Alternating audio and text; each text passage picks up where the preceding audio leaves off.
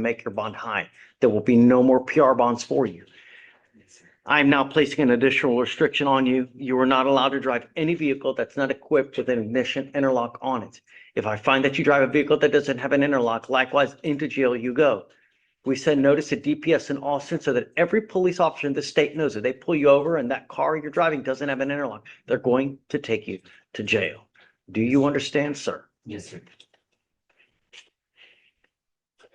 License is eligible. You are not allowed to drive unless you have valid liability insurance in your name as well, and that is also a condition. You have a lawyer, I will waive your parents. It is your responsibility to stay in touch with them. You know, I would venture a guess, with all the dying that happens on our streets in Harris County every single day, it's damn elementary that you're not to have alcohol in the car while you're driving, and it's a minimum of nearly a week in jail flat if it's proven in trial. Do you understand? Yes, sir. There are no mistakes in this life. There are choices. And the next boneheaded mistake may land you in custody for a very long time. Yes, Thank you, Judge. All right. All right, Judge, next is Taco Six Catalan.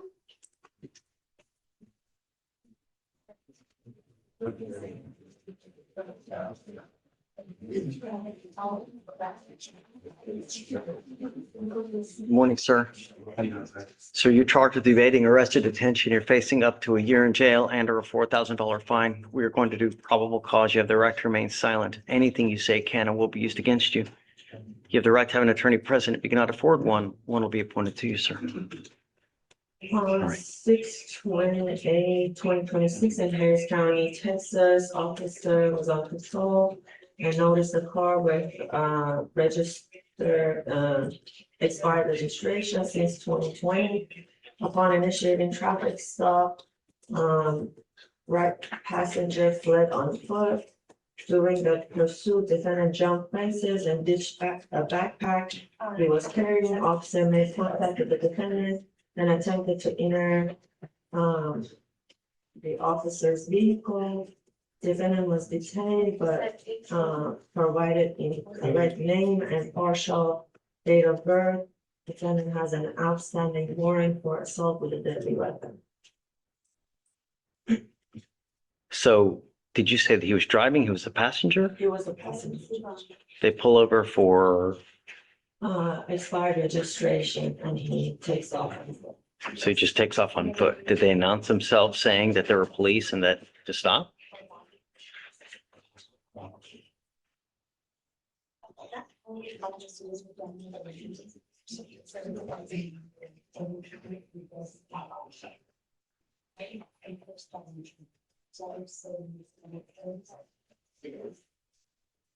It doesn't stay in the things from Gemini. You open, often say,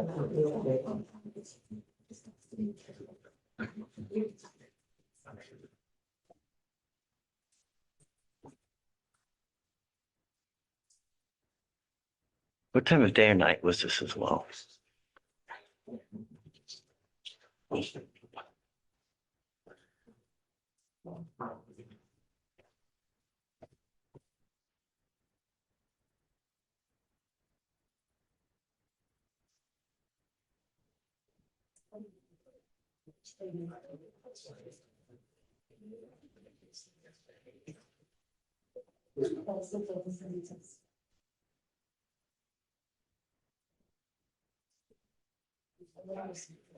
doesn't say Gemini. It doesn't say she announced.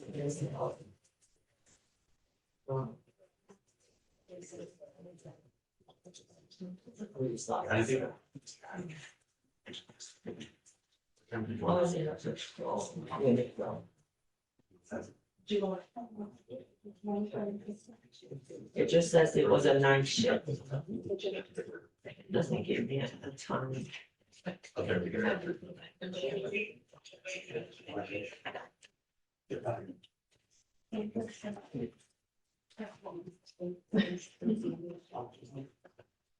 Hey, Have they put any devices on this dude? Yes, ma'am. Stop. I don't need your help, man. Really. You have the right to remain silent. Exercise that right. He's got 2 open aggravated assaults with a deadly weapon. He's not picked up and evading arrest. What kind of conditions have they placed in the felony court, if any? Please. Catalan.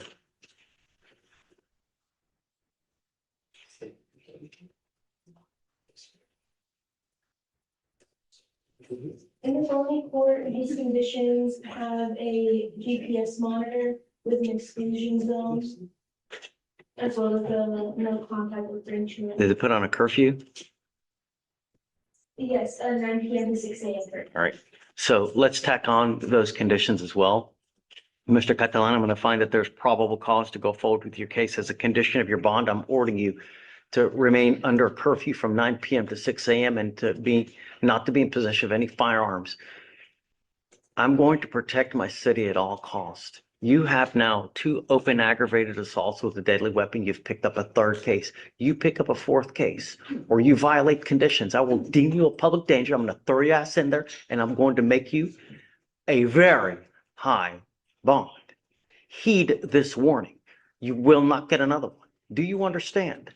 You are not to consume alcohol, illegal drugs, no contact with any of the co-defendants in any of the cases. Well, if there's a co-defendant in this case, there are people in the car, correct? I mean, if you're a passenger, there has to be at least one. There is no co-defendant, judge. Looks like it was the only. Okay, no contact with any of the other cohorts?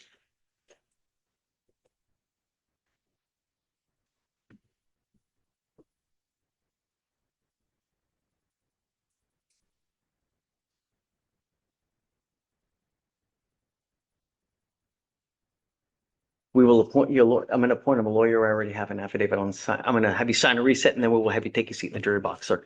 Come on. All right, Judge, next is page 10, Garabay. Hey, are we going to trial today? Yes, judge. Is she here? Mr. Flood. Sure, but are you trying the case? Do we have, So Karina is gonna be in trial, but she said that she was sending somebody, got it, okay. Bottom of 10, Judge. if, we're just gonna pick a jury today. Yeah, we'll just do just ward hour today and we'll start tomorrow. Yes. Yeah. This was today. Just ward hour today. As soon as we get done, He's going. it's going now? Great. Okay, so as soon as we get done with this, then we get them, then we'll start. Yeah, just ward hour today. Thank you. All right, you are Ms. Garabay. Ma'am, you're charged with failure to stop and give information, leaving the scene of an accident without exchanging information. You're facing up to 6 months in jail and or a $2,000 fine. We are going to do probable cause. You have the right to remain silent. Anything you say can or will be used against you, ma'am.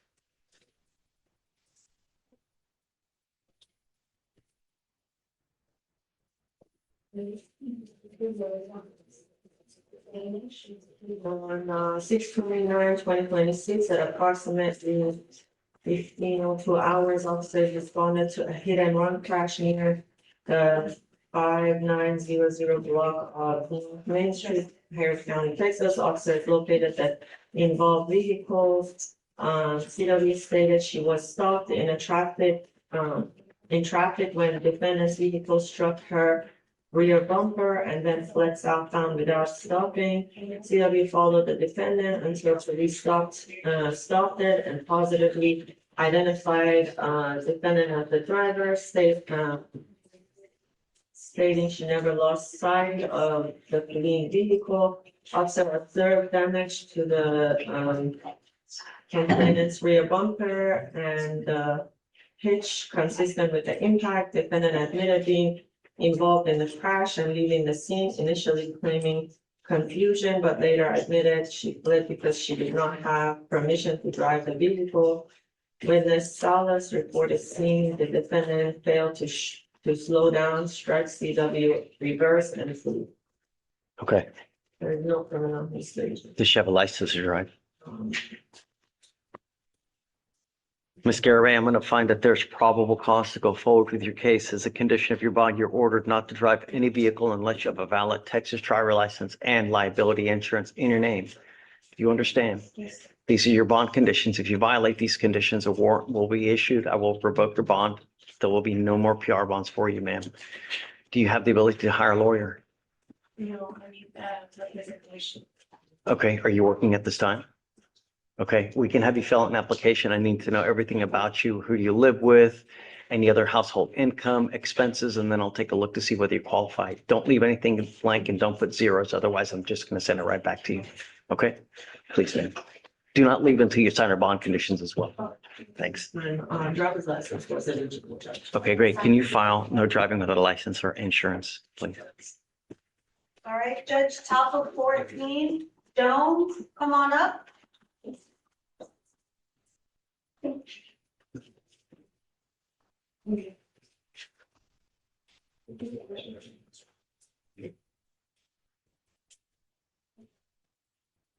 Good morning, Ms. Jones. Ma'am, you're charged with assault of a family member. You're facing up to a year in jail and or a $4,000 fine. We are going to do probable cause. You have the right to remain silent. Anything you say can or will be used against you. You have the right to have an attorney present. If you cannot afford one, one will be appointed to you, ma'am. On June 26th, officer responded to 2222 West Creek Lane in Houston County, Harris County, Texas, for disturbance. The complainant witness stated that she and defendant have been in a dating relationship for about 1 year. The complainant witness said that after both arrived at the apartment, he approached her while she was charging her phone and still upset from an early argument, struck her on the left side of her head with a closed fist, causing immediate pain and visible knot above her left elbow. Above her left eyebrow. TW stated the complaining witness stated that she pushed defendant away and a brief struggle occurred before a friend of defendant's forced her out of the apartment. Officer observed swelling consistent with her statement, and the complaining witness possibly identified the defendant as the person who struck her and wished to pursue charges.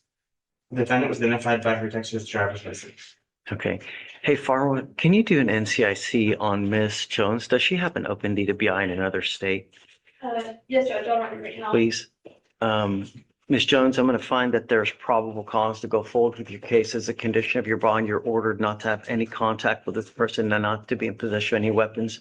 There's a protective order that has been issued in this case and you need to get to know it.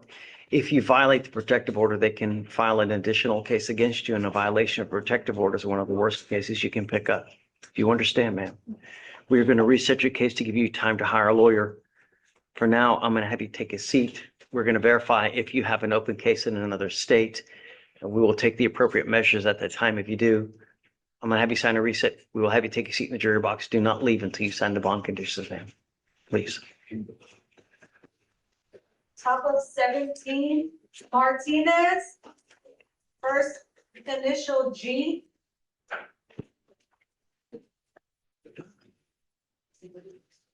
Around.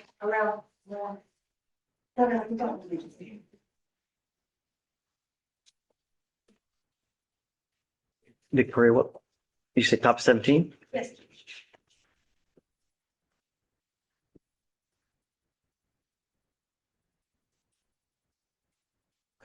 Good morning, Mr. Martinez. Sir, you're charged with driving while intoxicated. You're facing up to 6 months in jail and or a $2,000 fine. We are going to do probable cause. You have the right to remain silent. Anything you say can or will be used against you. You have the right to have an attorney present. If you cannot afford one, one will be appointed to you, sir. Okay. On June 28th, 2026, in Harris County, Texas, officer was dispatched to a welfare check. Someone was asleep behind the wheel at a traffic stop on a public roadway. Upon getting there, officer observed the driver hunched over to the side of the driver's seat and observed a vehicle between lane 1 and 2 with an open container of Coors Light beer. And the officer also observed a glassy eyes, strong odor of alcoholic breath, and swing from the defendant. The defendant stated he had 2 beers. The SFCs were 6 out of 6 on the HGN, 5 out of 8 on the walk and turn, and 3 out of 4 on the one leg stand. And then the VIC was red, and he blew a 0.115 and a 0.115. Okay. Any prior DPIs? Can you tell? He has a prior DWIs, you said? Does he have a prior DWI from anywhere else? It doesn't look like it. Mr. Martinez, I'm going to find that or does he have a license to drive? I can't check if it's. Do you mind forward checking? Mr. Martinez? I'm going to find that there's probable cause to go forward with your case as a condition of your bond. You're ordered not to consume alcohol or illegal drugs. I'm now also putting an additional restriction on you that you're not allowed to drive any vehicle that's not equipped with an ignition interlock on it. If you're caught driving a vehicle that doesn't have an interlock, I will revoke your bond and put you in jail. There will be no more PR bonds for you. This is not a revolving door. Do you understand, Mr. Martinez? I don't know you, but if you have a problem with drugs or alcohol, you better address it, because if you don't, and it becomes a problem, I'm going to do it for you. And I promise you're not to like the way that I do it. Do you understand? It was eligible. It's eligible. Okay. We are going to reset your case to give you time to hire a lawyer. So I'll have you sign a reset. I'm going to have you take a seat in the jury box till we get your bond conditions ready. Once you sign them, at that point, you'll be free to go. All right, Judge, top of second column, come on up. Do you have an arraignment? I do, Judge. You ready? She's so on top of it, she did it once. I'm right. Happy Monday. Happy. Yeah. Monday it is.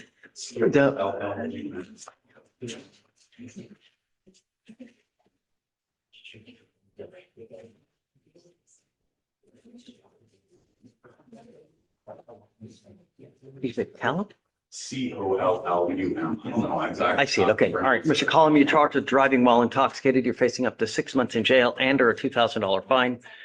We're going to do probable cause. You have the right to remain silent. Anything you say can or will be used against you, sir.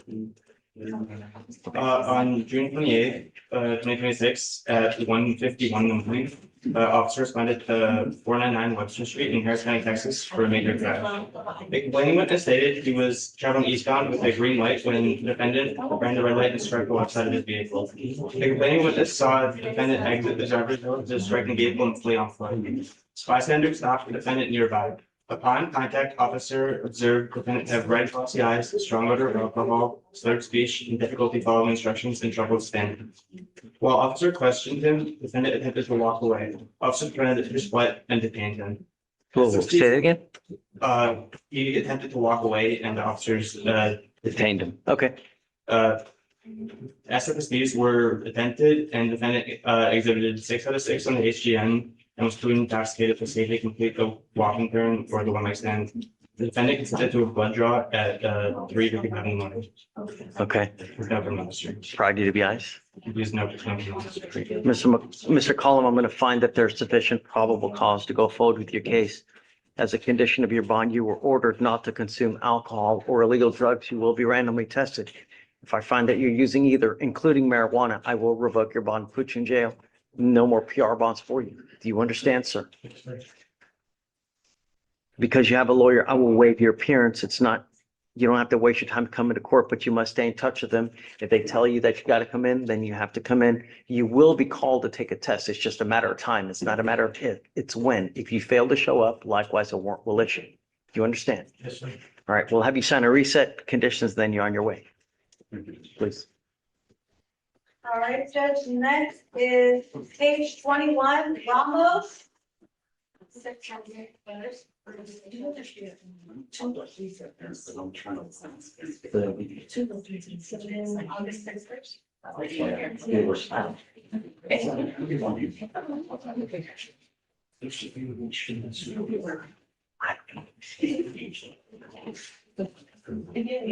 You are Ms. Ramos. Ms. Ramos, you're charged with 2 cases. You're charged with driving while intoxicated and failure to stop and give information. On both of those, you're facing up to 6 months in jail and or a $2,000 fine. We're going to do probable cause. You have the right to remain silent. Anything you say can, oh God, a 3rd case and a felony PCS. We're going to do probable cause. You have the right to remain silent. Anything you say can or will be used against you. You have the right to have an attorney present. If you cannot afford one will be appointed to you now. On June 27th, 2026, at a minute after midnight, officer responded to assistant off-duty HPD officer at 8600 Memorial Drive. Complaining witness / off-duty officer stated that he was involved in a FSGI at I-10 Service Road at Silver Road. when a gray Nissan driven by defendant struck his vehicle and fled. The complainant witness followed the vehicle into a neighborhood and notified dispatch. The estimated damage was at $2,000. Officers located the vehicle at 329 Buckingham Drive, conducted a felony stop and detained B as she exited the driver's seat. The complaining witness possibly identified the defendant as the driver.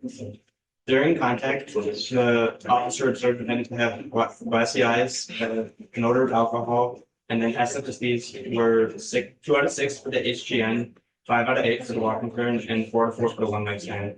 The defendant was transported to JPC where she refused breath and blood samples. Blood work was obtained and the sample was drawn at 4:12 in the morning. When inventorying the defendant's property, the officer located a small plastic bag containing crystal-like substance. Based on packaging, texture, appearance, and training, and after confirmation by narcotics personnel, the substance was identified as 0.23 grams of methamphetamine, a usable amount. Got it. Okay. Mr. Ramos, someone to find that there's probable cause to go forward with your case as a condition of your bond. You're ordered not to consume alcohol or illegal drugs. You will be randomly tested. If I find that you're using, I will revoke your bond, put you in jail. There'll be no more PR bonds for you. You understand, ma'am? Does she have a license and any prior DWIs? Or can you check that? I have to, she's one that was dismissed, but not.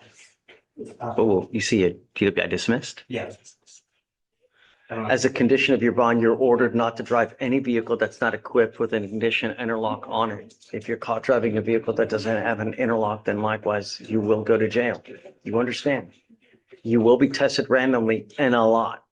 Do not use. If you have a problem, now is the time for you to address it. Otherwise, it's just not going to go well between us. There'll be no further warnings. Do you have the ability to hire a lawyer? Right, how do you support yourself? Okay, it's time to get a job. Do you understand? Okay, see if I have an application on the file. If you'd like, you can apply for a court-appointed lawyer. Debbie will give you an application. I need you to fill it out, and then we'll take a look to see whether you qualify. Do not leave it blank and do not put zeros. All right? Okay, please. All right, top of 26, Cifuentes. Come on up. Go ahead and sign Cifuentes.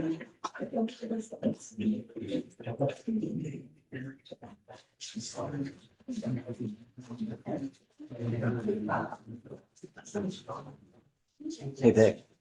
Victoria. All right, you are Mr. Cifuentes. Sir, you're charged with driving while intoxicated. It is elevated to a Class A misdemeanor because of the high blow. You're facing up to a year in jail and or a $4,000 fine. We're going to do probable cause. You have the right to remain silent. Anything you say can or will be used against you. You have the right to have an attorney present. If you cannot afford one, one will be appointed to you. On June 29th, 2026, officers dispatched to a crash on Long Drive in Harris County, Texas. Officer observed defendant's vehicle to be idling in a drive-through with Jack in the Box. The wheel witness stated he observed defendant's vehicle idling near the drive-through directly behind another vehicle that was parked in front of the drive-through window. Witness approached the driver's side door of defendant's vehicle and observed defendant to be the only occupant. Witness stated he opened the door and observed defendant to be in the driver's seat with the vehicle on and the keys in the ignition. While speaking to the defendant, officer observed defendant to have bloodshot glossy eyes, slurred speech, and a mild odor of alcoholic beverage coming from his breath in person. Field sobriety tests were conducted, 4 out of 6 HGNs, 6 out of 8 walking turn, and 3 out of 4 one-leg stand. Defendant provided a threat sample, result for 0.158 and 163. But what brought them to the car? I didn't hear you say it. I know that he's at a drive-through. Was he asleep It at was the a drive-through? crash and minor disturbance. Defendant was just idling in the drive-through. Was he involved in the crash? I don't know if there was a crash. It looks like it was just a disturbance. But the wheel witness observed defendant to be idling in the drive-through lane, I believe not moving. Wow. Great. I let the drive-through all the time too. What has he done wrong?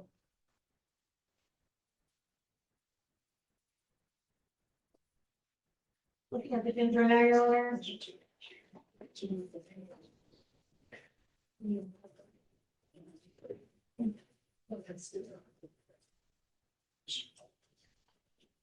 There are, from my reading of the things that could be used in the drive-through not moving, and so the witness came to. You didn't say that though. Well, it stated that the vehicle was idling, and then the witness came to the driver, to the defendant's vehicle. You're making assumptions though. I mean, yeah, someone came up to him, right? Maybe, but it doesn't say that he was there. All right, Mr. Cifuentes, I want to find there's no probable cause to go forward with your case. Be careful, sir. All right? Come on. All right, Judge, right below that one. Roll call. Scobla, coming up. Oh, hey, good morning. Have you signed on already? I didn't see that you were.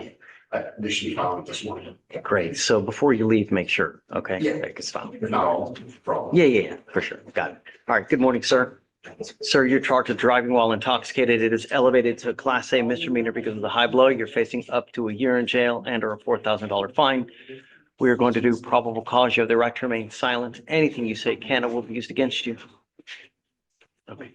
On June 24th, 2026, officer responded to the minor crash on FM 2920 in Tomball, Harris County, Texas. Officer and a witness identified defendant as the driver and sole occupant of the vehicle that struck their vehicle. Complaint stated an individual saw the defendant discarded open bottle of liquor, and officers located the open container of gin in the parking lot. Defendant admitted to drinking 3 beers earlier at the bar and stated he had not been since approximately 1600 hours. Defendant exhibited signs of intoxication, and the standard field sobriety tests were conducted. 6 out of 8 HPN, 2 out of 8 walking turn, and 2 out of 4 one-leg stand. After being read the VIP, defendant consented to a press sample, and results were 0.189 and 0.182. Are you telling me that he was consuming or had an open container Yes, sir. in the car? Well, the problem comes with bottles, they need to cards, be clear whether it was other. The officers located an open container of the chips in the parking lot. Does he have any prior DWI? No prior, Your Honor. Mr. Scoble, I'm going to find that there's probable cause to go forward with your case. As a condition of your bond, you're ordered not to consume alcohol or illegal drugs. You will be randomly tested. If I find that you're consuming alcohol or illegal drugs, I will put you in jail. I will revoke your bond. You understand, sir? Okay, as a condition of your bond, for the moment, I am going to put an interlock on your car. Here it is. Okay, if at the time we have no issues, then we can talk about it. But really, I'm not asking much. I want my streets safe, and I'm going to do everything in my power to protect you. Do you understand? Really, I'm not asking you to split the atom or anyone to do anything nuts here. Do you understand? Because you have a lawyer, I will waive your appearance. It is your responsibility to stay in touch with them. For now, we'll have you sign a reset. You'll get with pre-op for your bond conditions and you're free to go. Please. Judge, I think she's got a panel in her. Oh, hold on. It's not an arraignment, Judge, so We're talking, but do you really have a panel waiting? yes. Okay, talk to me. It's great. I have Katie texting me a red light just in case. No, don't worry Sorry, about sorry. it. Talk to me. I have Johnson Madrigal. He has a bond violation. It is a first bond violation. There are 10 skip tests. After looking over the report, it seems like 6 out of the 10, I'm getting these numbers wrong. 6 out of the 10 are the super late at night ones. But the majority he's doing the following below. So it's not like he's ever skipped an entire day or anything like that. What? Judge, I just thought I'd bring that to your attention. So here's what we'll do. We'll put a scram on him right now. Any further violations, and he'll stay with me. Understood, Judge. And then also, I have a trial set in here tomorrow. Can I get a new date on that? Since Why? well, one, that you guys are going to Yes. start trial today, and then I'm also starting trial upstairs. So, yes, Okay. but I want to make sure that everything stays. If you're actually in trial, then obviously. If we in trial, obviously, right? Okay. Okay. Yes, Judge Barry, be in trial. Are you guys, what is y'all's trial schedule? Are y'all thinking jury day, And then start tomorrow. starting tomorrow? I guess, yeah. Go Okay, ahead. thank you, Jim. Judge. Good luck.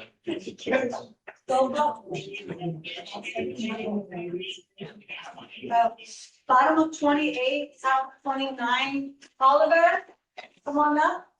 Around the other way.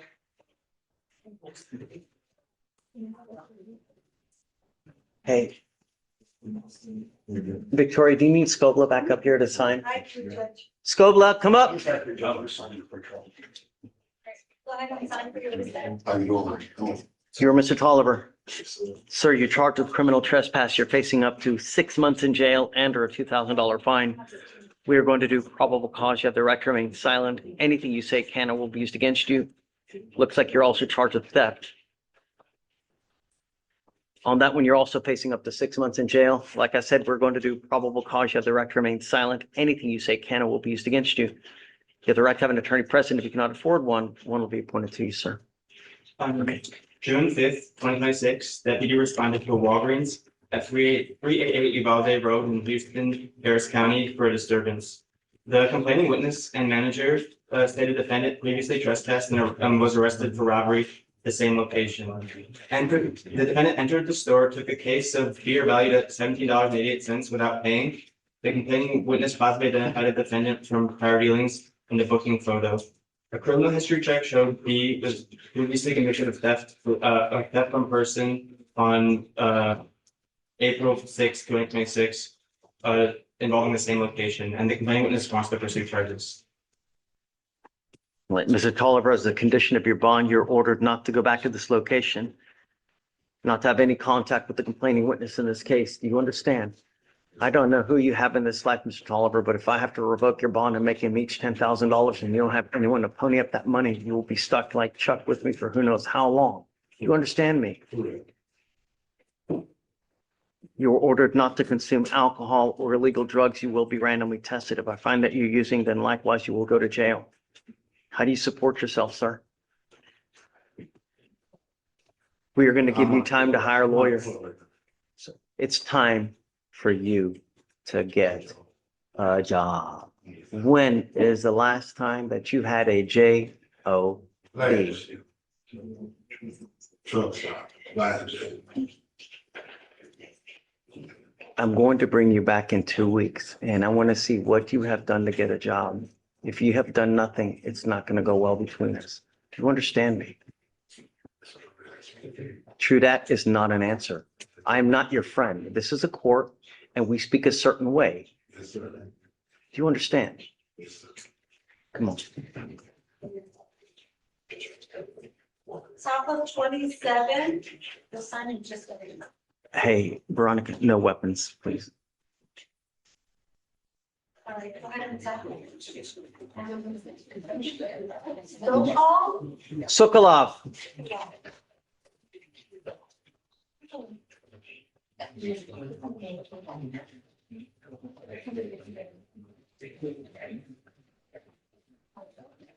Ms. Sokolov, you're charged with driving while intoxicated. You're facing up to 6 months in jail and or a $2,000 fine. We are going to do probable cause. You have the right to remain silent. Anything you say can or will be used against you. You have the right to have an attorney present. If you cannot afford one, one will be appointed to you, ma'am. On June 25th, 2026, deputies responded to 24236 of Northwest Freeway in Harris County, Texas, regarding a suspicious vehicle unable to maintain a single lane. Deputy observed a blue Dodge Avenger failing to maintain one lane and. Hold on. Hey, stop.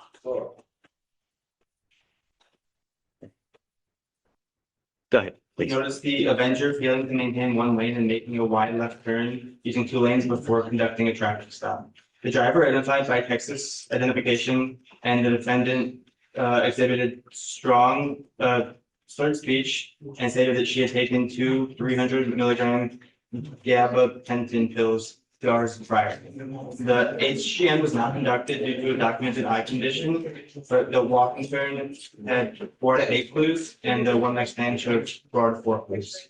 Based on signs of intoxication and the SFSDs that were defendant had lost normal mental and physical facilities. Defendant initially agreed to provide a blood specimen, but later refused at JTC. A warrant was obtained and executed. Does she have any prior DVIs? I am not.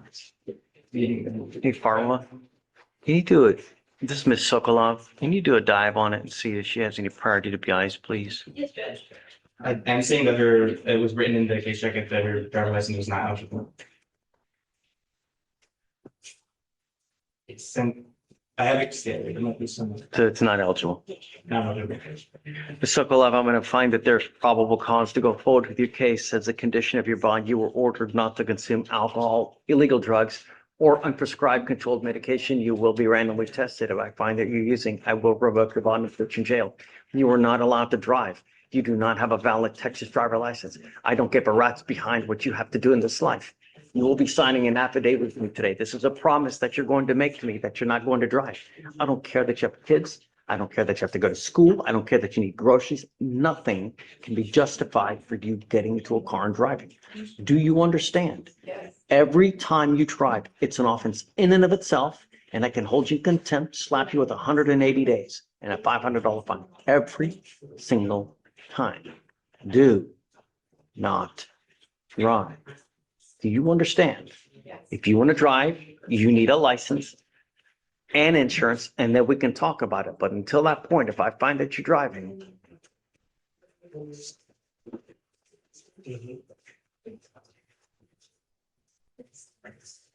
you have the ability to hire a lawyer, ma'am. No, no. How do you support yourself? I just currently lost my job trying to wait to get my car out of it, after getting put in jail. Okay, we will have you apply for a court-appointed lawyer. Ms. Sokolov, I don't know who you have in this life, but if I have to put you in jail and make your bond high and you don't have anyone to put that kind of money up, it's a long stay. Do you understand? All right, so we'll have you sign. We'll get you sign a reset in bond conditions, and then we'll take a look at the application. The last one, bottom of 20. Hallelujah. Top of 30. Vasquez. Come on up.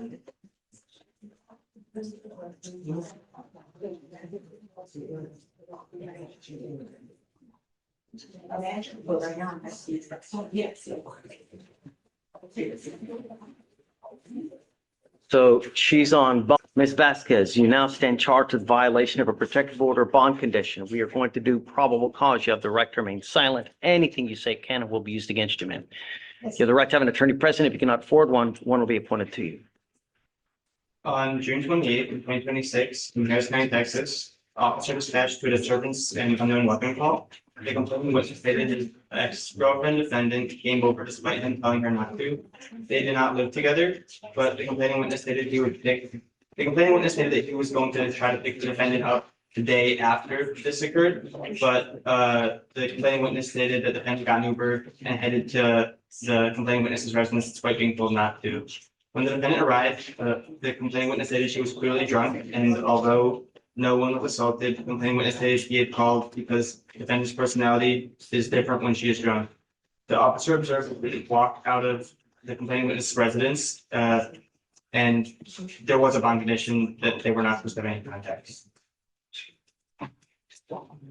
The only thing I ordered you not to do is pick up a new case. Now you've picked up a new case. I am now going to revoke your bond and you will go to jail. She goes with you. Hey, do you mind appointing her a lawyer, please? Well, I'm gonna talk through with your lawyer and then we'll figure it out. But for now, you're remanded.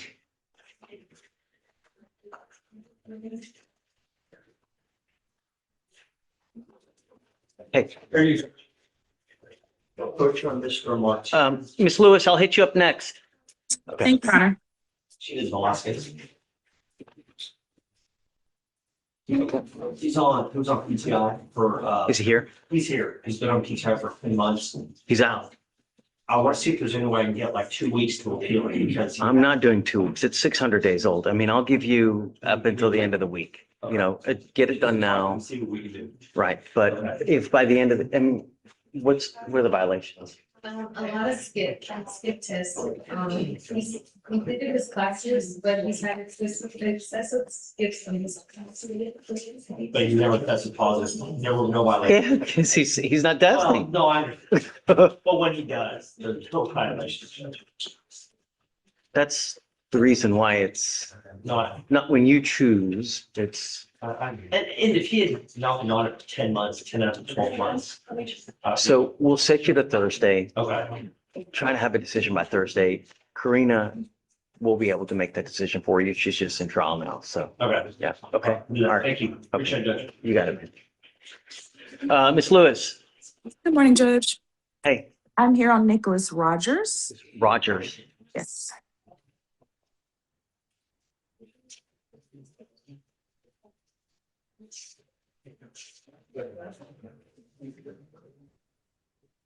Okay, so is Mr. Rogers here?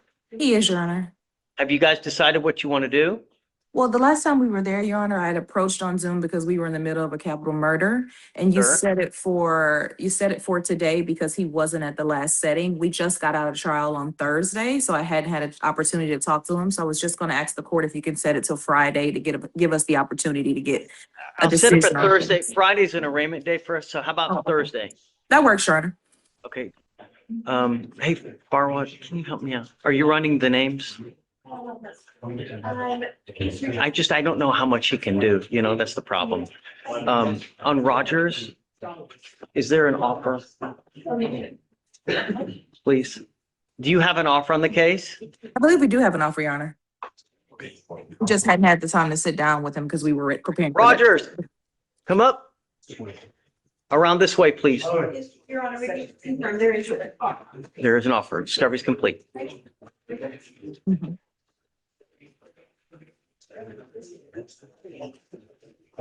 Maybe pending some surveillance video. It's not going to happen. It's 200 days. If it's not here, it's not going to happen. Mr. Rogers, your case is 201 days old. It is time for you to make a decision on what you want to do with this case. You will be back here Thursday. It would probably be a good idea to meet with your lawyers and decide what you want to do. But on that day, you must either accept the plea bargain agreement or I will set your case for trial. If we set the case for trial, you will go to trial. There will be no more plea bargain. That is your deadline. Do you understand? Okay. All right. We'll have you sign a reset. We'll get you out. Judge, you said Thursday? Yeah. Okay. Thank you, Thank Your Honor. you. Have a great day. See you then. Have fun. This way. You see? He took next to us. Yeah. You were Mr. Abercrombie? Mr. Abercrombie, you're charged with criminal trespass. You're facing up to 6 months in jail and or a $2,000 fine. You've worked out an agreement. They're offering you 36 days in jail. You know how much credit he had? With 12 days of the credit that you have already earned, you were giving up the right to a trial, right to compel witnesses to testify on your behalf, confront and cross-examine your accusers if you were not a citizen. There are possible immigration consequences. You can be deported, excluded from the country, denied naturalization. You give up the right to appeal. This is final today. You can never change this. If I do this, it will go on your record. From now on, it's a minimum of 30 days in jail. Do you understand? Yes, sir. Is this what you want to do? If you are on probation or parole, this can be used against you, resulting in further confinement. Knowing all that, you still want to do this, sir? Yes, sir. How do you plead to the criminal trespass? Guilty. I'm going to find you guilty. I'll follow the agreement, send you to it. Good luck to you, Mr. Abercrombie. All right, Russell, you ready? Yes, sir. I have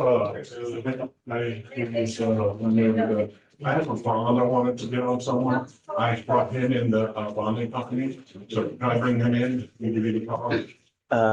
You ready for case number? Yes, Judge. What is it? 22494. It's a Chris Saldana. So 2622494? You need a PSR. I'll know. Yeah. He's here going to bring him. Give me 1 second. Okay. Veronica, did you hear that? Yes, I'm gonna give you minutes to create the precedent. You got the cause number though? Yes. I just stepped out there. Yeah, you want to grab Do I just approach the minutes? it? Go. We're waiting on you. Oh. Go. Move like the wind, man. 15.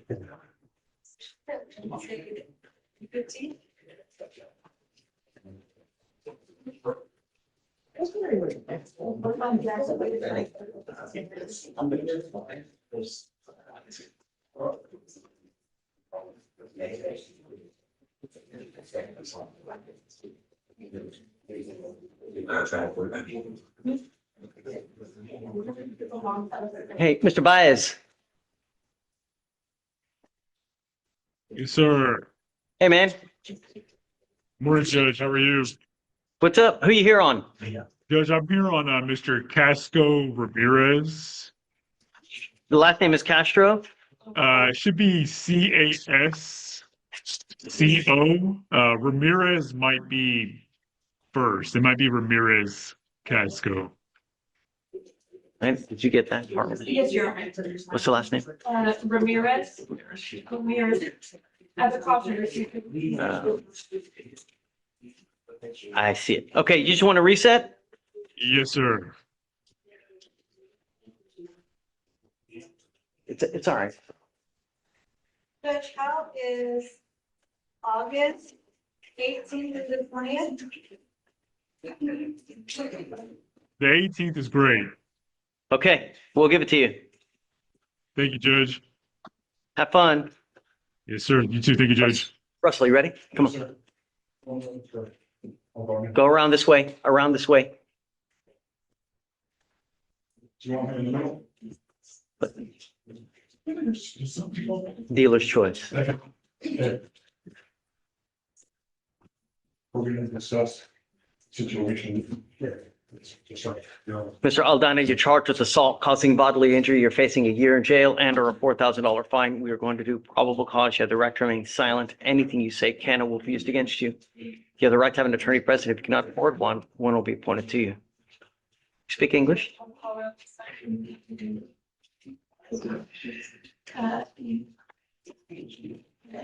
Right now, it's on the phone order. Okay.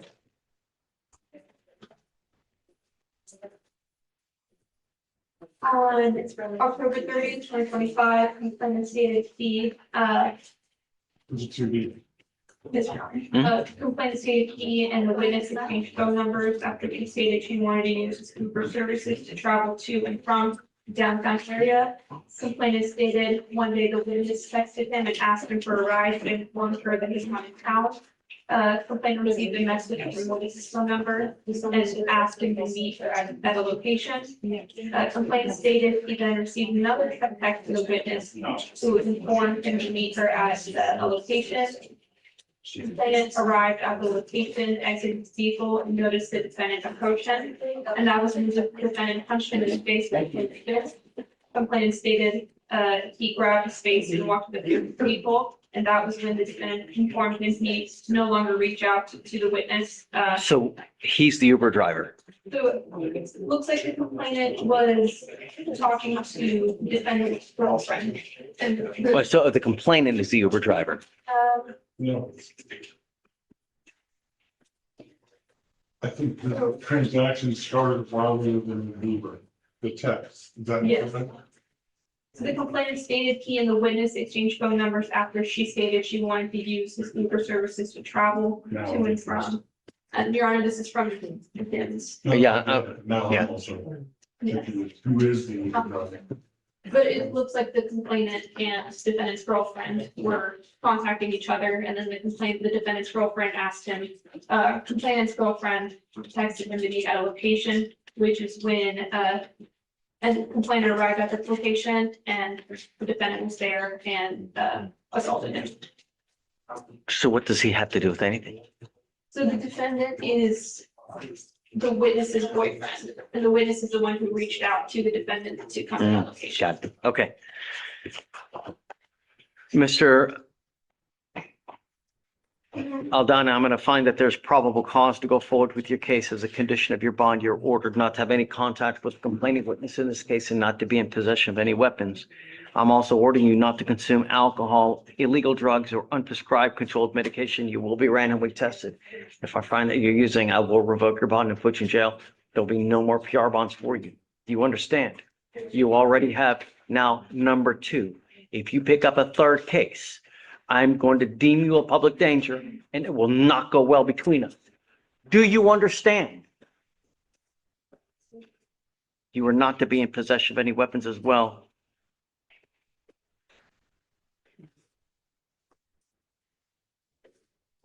All right, we were going to have you sign a reset. Or we need to set a bond. So what do you want? PR two, I'm not, he has an open family violence. 2,500? What do you think? 5,000, Your Honor, he picked up. Okay, I'll split the puppy. Hmm? This is not a revolving door. We will not do PR bond after PR bond after PR bond. Do you understand, Mr. Aldana? Okay, so the bond's at 3750, Yes. give or take. Yeah. Um, I think 3,500 would be easier for everyone to. Sure. Okay, I'm down. We'll do that. So bond is set at 3,500. Understand? Really, you're skirting thin ice. You understand, Mr. Aldana? All right, come on. Thank you, sir. All right, so he'll be monitored with pre-trial. Bond conditions? What Yeah. about, is it a PR bond or? is it- No, it's a surety bond. It's at 3,500. Oh, Yeah, he's gonna have to, they have a bonding company here. Justin, hey, On Mr. Lorosky, he sent a warrant to you guys last week. I don't remember what I had for breakfast, I man. understand. I can give you the case number if you'd like it. Okay, please. It's 261-9462. Give me 1 second before I forget. Let me do this real quick. Okay, so 261. 9462. Chief Baresh Lorosky. I remember the place. They talked to the complainant, confirmed she does not live at that address anymore. We're not Okay. asking that they be able to have You're good? contact. Great. I'm not asking that he be able. Yeah, I'm okay with it. Just want Yeah. to take that address out. Done. But there is no contact with the complaining witness, right? Okay, so for some reason, this was marked out on the protective order. I'm gonna put it back on the protective order. He's not to have contact with the complaining witness, but I will mark out the address. We thought there was no contact in the first, he's been operating that way. And that doesn't start the protective order period over again. No. Okay. No.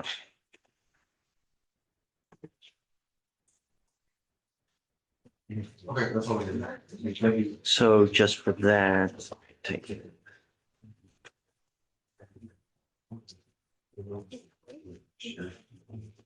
Okay. Mr. Wong. How do you want to mention about it? Is the jury here? Is it- You're ready? Yeah. Okay. All right, come on, talk to me. ULLOA. Uloa. Uloa Okay. James. We have on probation on. Oh, is he in jail? He can do it.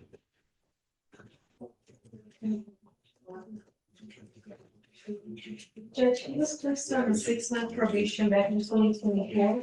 He tested positive for cocaine. He brought him for court punishment. He felt severe. And he's been absconded since then. He picked up a new case in June? Just picked up another ECW. We try to help people. We bring them in for a court admonishment in hopes that we can try to put them on the straight and narrow path so that we can, we notice that he's testing positive. We try to bring him in to perhaps amend conditions to put them in a better manner. And he just took off on us. Not only did he abscond, but he picked up a new case as well. I just don't think it's a good idea, but I don't know what we should do. So can we maybe roll to tomorrow, the next day? So we can kind of get it. Have you done a TRAS lately? No, sir. He's been gone since 2020. Yeah, I just don't think it's probably a good idea. But I see what you guys can work out. We can go from there. So we can resolve everything. Understood. Yeah, okay. And Your Honor, for transparency, it looks like new UCW charges in 2 people.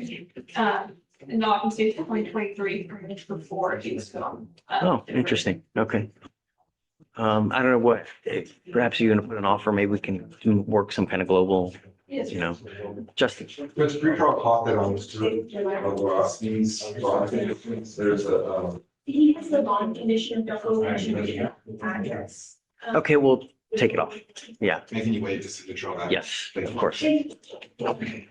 Ligon, Hey, good morning, Judge. hey bud, talk to me. Yes, sir. I just have a quick motion to sub I need you to sign on Mr. Ricardo Mejia Sanchez. I have a cause number if you need it. Yeah, you guys ready? Okay, what is it? 261-8848. When's it on docket? July 15th. Okay, we'll leave it. Is it an old case or is it a new case? It's a new case filed on May 7th. Got it. Okay, I guess we'll just leave it on that day, then we can talk about a new one on, when you come back, huh? Yeah. I was just told I needed to get you to sign on the Yes. motion to sub. Yep, we'll do it now. I'll sign Okay. it here momentarily. That's it. That's all I got, Judge. Thank you. Have a great day. You too. Take care. Herman. I have two on dockets real quick. One is set for trial, you're not gonna be happy. Can I give the cause number real quick? Sure. He wants to do. Thanks for being honest. Yeah, well, yeah. I mean, What's the cause number? with the 258 Okay. 9003. He's requesting, I think he's an automatic, it's just a 109. And he can do the walkthrough today, He's requesting what? PTI. Is this case up for trial? Yes, sir, Why? because he decided for trial and now he's changing his mind. No. I mean, he's here if you want to tell us. No, I'm not. I have a jury waiting now. No, we're set. We're going. Okay. And then, It's not the case that. I know. I get it. yeah, I understand. Another one, I'm just trying to amend, he starts work, he leaves his house at 4 o'clock to get to Beaumont, 4 o'clock in the morning. Okay. Just wanted to make conditions. What do you, okay. A different case. I know. I remember your guy. Did you want to amend it something else? No, he's now asking if we can amend it so he can leave his house at 4 AM. What is he leaving it now? I would like around 6. So if we can just amend his conditions. I need to do a deeper dive, Herman, to see, Okay, I mean, obviously for job. yeah, it's for his job. What's your cause number on that? 262 Okay. 4148. So I'm just trying to get to the point because I know there's a panel.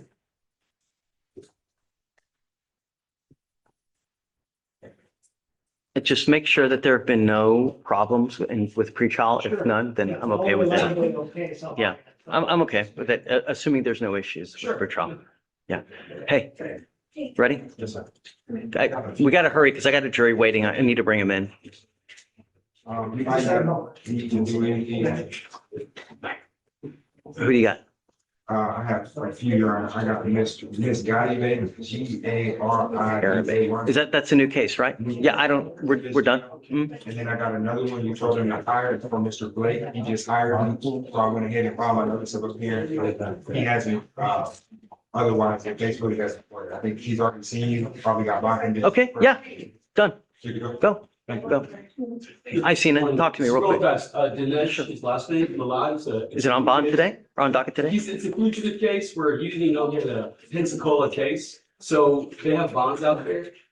We got an attorney, this kid is 19, no criminal history, it's a civil case, sells. Anyways, it's going to the Caribbeans on Thursday and they're taking it, so can we get a bond set on it? You need to talk with Day because there's a specific division that deals with the fugitive cases. So, Mr. Ken?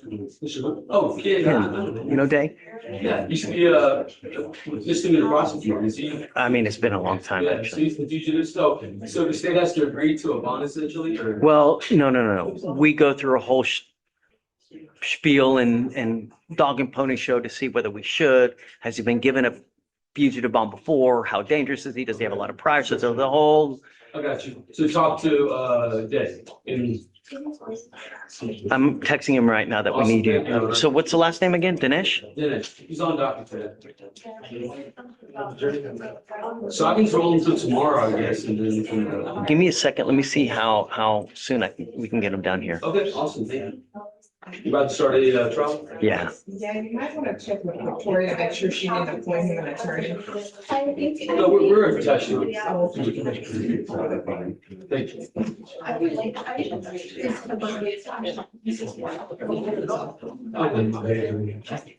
It's actually off. Okay. Hey, can we get the jury? Are we ready? We need to clear.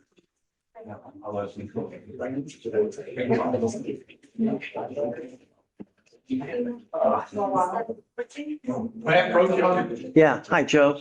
Morning. Hey, what do you want to do? Could I wait around till after the hearing and take a sleep? Yeah. Okay, I'll be going. Why don't you start working everything, get everything done? And That's what I'm doing. we'll take a small break in between so I can get you out. So Thank you don't have to wait the whole time. Hey, the sooner you're ready, Joe, the sooner we'll get it done, really. It's up to them.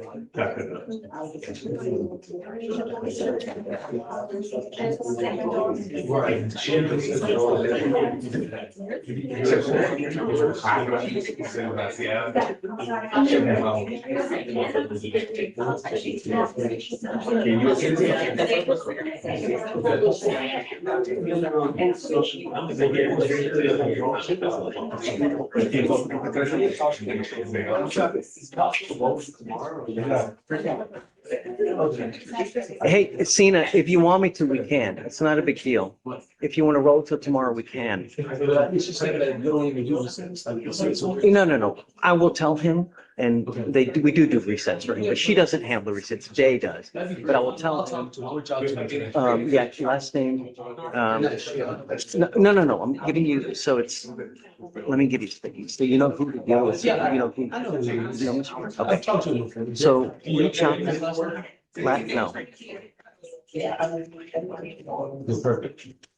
That's it. Okay, I'll email them and then, see how it If you guys can agree on a bond, great. If not, then we'll go through the whole thing and there's a bunch of stuff that I need to see. We'll see.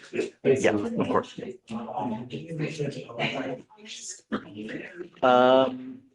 Let me get Mr. Flood. Got it.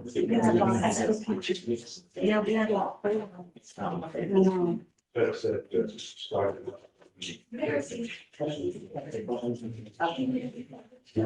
Oh, it's a family, I don't know. Yeah, you did. That's okay. Thanks.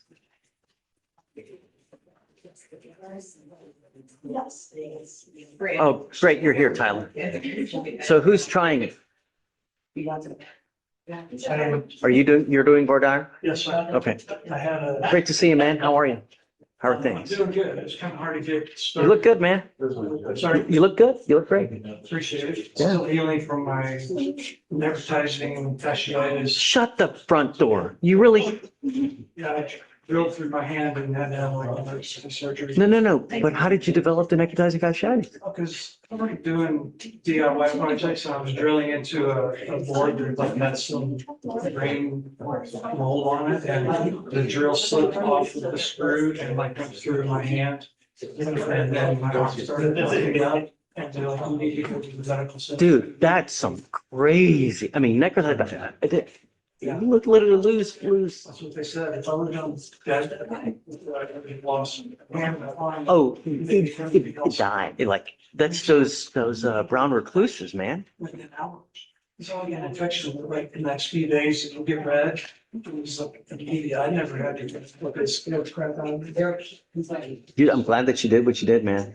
You're smart because scary stuff, huh, Ramona? I mean. Yeah, I'm sitting here going.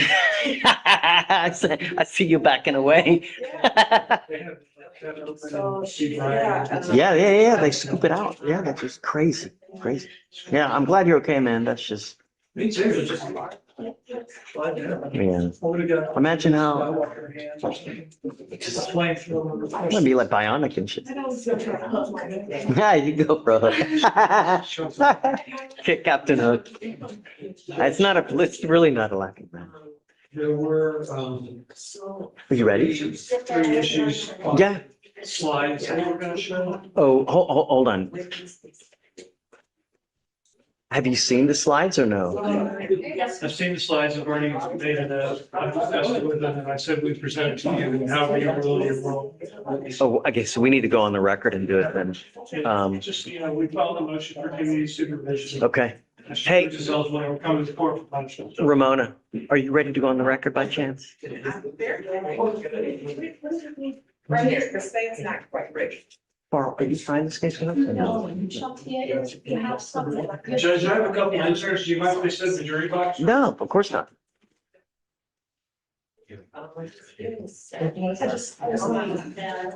Do you have any objections to the slides? So they have some objections to your slides. Yes, Judge, I'll be right there. Okay. Okay, I'm gonna get you guys up. We need to make announcements. you want me to go there or? No, just stay right. You're cool. Well, hold on, let's get on the record first before we, No, I was just letting you know, Anthony's partner is coming in to fill in for, Karina, Karina, yeah. when? I Because we're gonna start now, though. Down here right now. Yeah, we're starting. We can't wait. The jury's been out there for at least 30 minutes. I don't want to keep them waiting.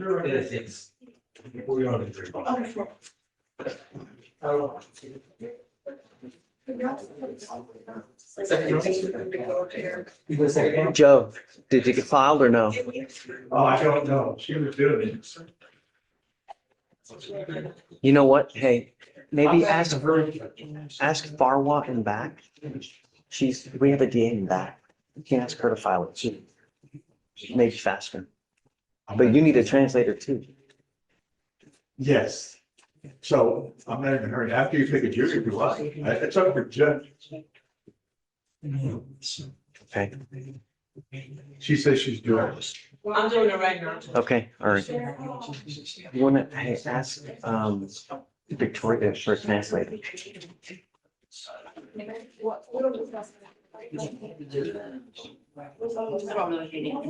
That's okay. Take a look.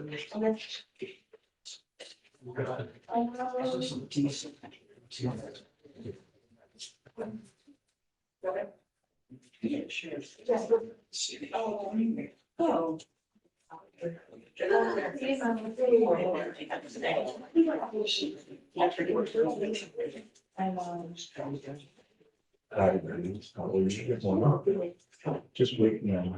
All right, for the jury.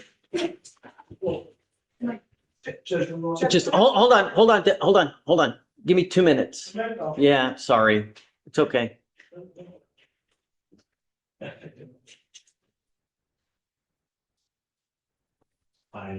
Hey, you guys, come on up. It's a joke. Judge, I don't know who you think's briefcase. Yeah, just.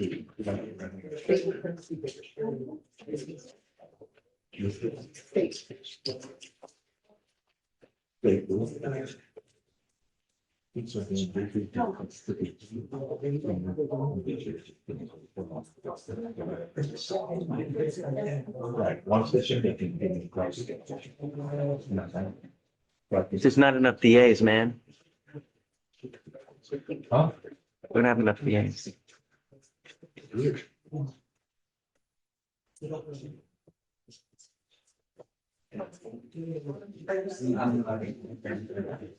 And, I'll meet you then.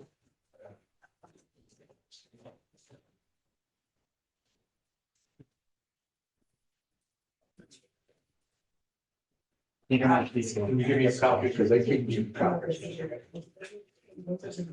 And then yeah, James goes. Judge, are you gonna introduce us or you're gonna let us introduce? I'll introduce you. This brass, it's phonetically like a key made of brass, Brass key. What's her birthday? Brianne. Just help Brianne out. Okay. Just say. It's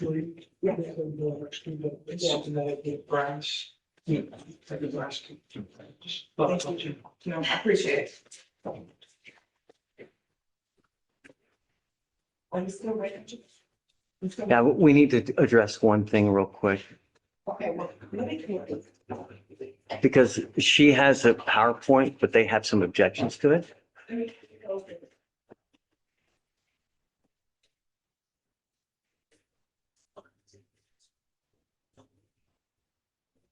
You want to come up here, Joe? Sure. Everybody have a good holiday. Okay, you ready? I came to this, yeah, without. So, yeah, He's supposed to be down here, so. yeah, but we don't know when. Okay, you ready to go on the record, Ramona? Yes, sir. Okay. Let's see, this is Cruz, right? Okay, okay. We are on the record in cause number 256-5785, State of Texas versus Jaime Cruz. Guys, today is July 6th, 2026. It's approximately 10:38 in the morning. Would you guys, with the state going first, please announce yourselves for purposes of the record? Shantia Shaw, last name is H-A-H for the state. Okay. Tyler Flood for Mr. Cruz. I'm ready, and my co-counsel will be Bree Brasky. You have a couple motions. I do. First of all, we did file a motion for community supervision, and Mr. Cruz has been sworn to that. He's eligible for probation. We also filed an election for court punishment. Okay. And then the state was gracious enough to let me preview their PowerPoint slides. There's 3 issues that I wrote down the number of the slide and the issue. I did talk to the state. So you don't have to agree. You can talk to the judge and whatever, however you will. Okay. But I'm not using any PowerPoint slides, just so everybody knows. But on PowerPoint slide number 4, the state is kind of, I think it's the beyond a reasonable doubt, and they have different, like, it's not beyond a shadow, things they normally say, but the last one is, it's not 100%. And there's about 3 or 4 other ways they explain it, and then the 100% is the last one. I'm objecting to 100% because it's on the same slide as beyond a reasonable doubt. In order to convict somebody, they have to prove it beyond a reasonable doubt, 100%. That's the standard of proof, not beyond a reasonable doubt, we came close. So I'm just objecting to the 100% as it relates to the verdict. Judge, 100%, I don't believe it relates to the burden. It's just. Can you show me this slide real quick? Yes, Do you Judge. mind also? I guess the question is, will jurors, and could they possibly interpret it? I mean, it might not be that egregious, but I think they do have to get to 100% BRD, or else it should be not guilty. What do you think? Usually just when we got office, just basically to demonstrate how the legislator would not give us an example or a definition of beyond a reasonable doubt. But I think cases have been overturned quite a bit when they try to put percentages on stuff, so. I'm sorry, you're kidding. Um, Excuse me, we're on the record. sorry, Joe. When you put percentages on stuff, if I remember correctly, a case got overturned really recently because someone was using percentages in relation to beyond a reasonable doubt. Can you just take off that one part? Okay. All right, what else do you have? On, The rest of it's fine. if you want to, I don't know if you want to. So for purposes of the record, on her beyond a reasonable doubt, the last bullet point had a percentage of 100% with a line slash through it. So we'll take that out, but everything else is fine. Okay, and good on, I'm objecting to state slide number 6. If you'd like to look at it, it's fine. It's a blank slide, white slide. All that says in the middle is, how do you know when a person is, and in red, it says intoxicated. How do you know when a person is intoxicated, ? I think that's going to be improper commitment because it's asking the state, the veneer to commit and say facts of, like, if we see this, that's intoxication, not just, so it's not typical, like, have you ever seen an intoxicated person at a party? What made you think they're intoxicated? Can they not ask that question? Well, I think it's improper commitment in the way it's asked, because then it's like whatever they say and whatever they think, in my mind, that's committing them to a set of facts that if they see that, that proves intoxication rather than it being based on the evidence. and the facts presented. Sure. Let me ask you this. In voir dire, can someone ask, what factors do you think would lead someone to believe that they're intoxicated? I feel that that would still be a proper commitment. However, I've heard them talk about it in other ways that it's still offering signs of what an intoxicated person might look like. But this to me is like getting them to commit to, we're defining what intoxication is. What do you think, Michelle? I can rephrase it, Judge, if that's the problem. I can put in it, rephrase it as, what signs of intoxication do you know, or, but I don't think that it's a commitment. Say, what's the question again? What are the signs of intoxication? What signs? What possible? You might think somebody's intoxicated.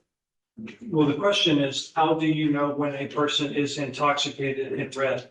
So whatever they say, and if she writes it down or takes those facts down, those jurors in their mind, I feel like that's just committing them to a set of facts that isn't presented by the evidence or the facts at this point. Well, but they're just trying to.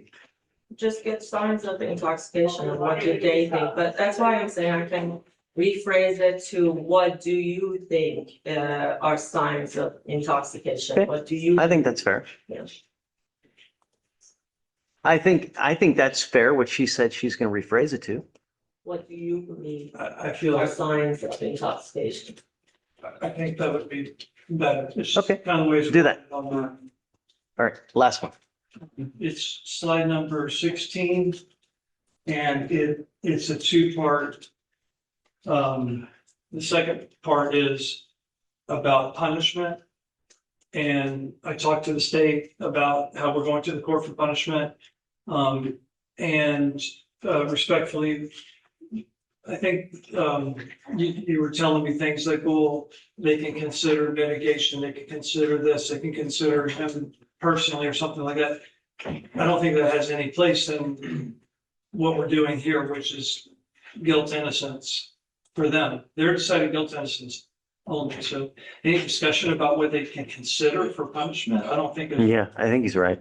What do you Yes, think? Judge, I wasn't going to talk about what they can consider in punishment. I was just gonna differentiate that, for example, we've had that discussion with jurors before where, oh, he's so nice, but he has this, a commercial driver's license, it's gonna change his whole life, and it's just things like that. We wanna make sure that that does not affect a decision. Any mitigating factors is not. Yeah, don't get into anything about punishment, really, because they're coming to us for punishment, not to the jury. Sure. Yeah.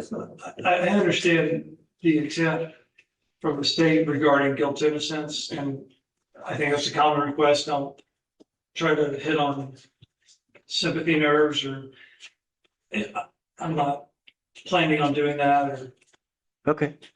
nothing that's not. Could I point out that part 2 of the trial is about punishment, which will go to the. But then you're assuming one thing, right?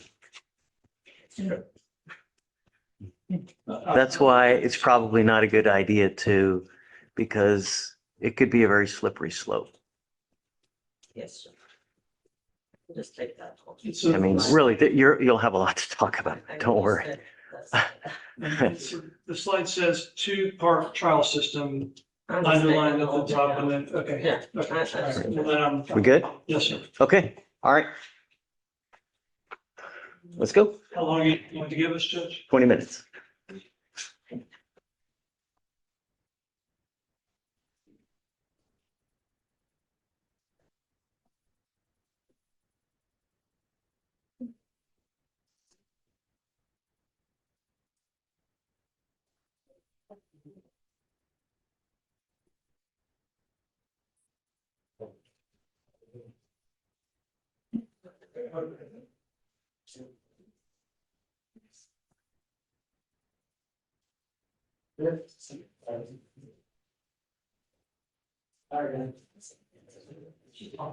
All right, we're adjourned.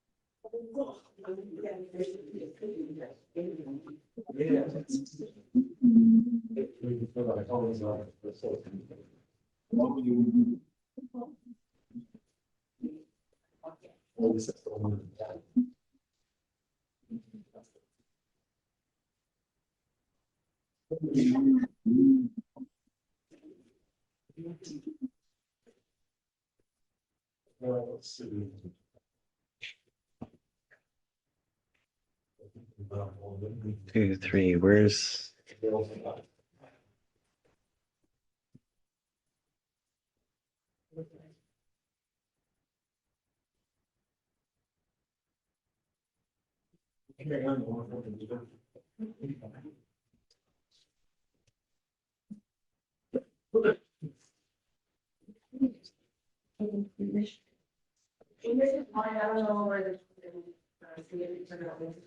One is in the middle. Is that you? Yeah. What was one of the exceptions?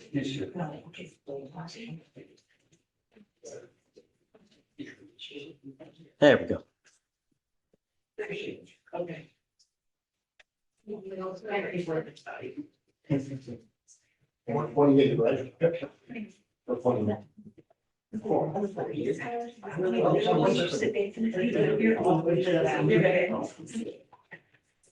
Okay.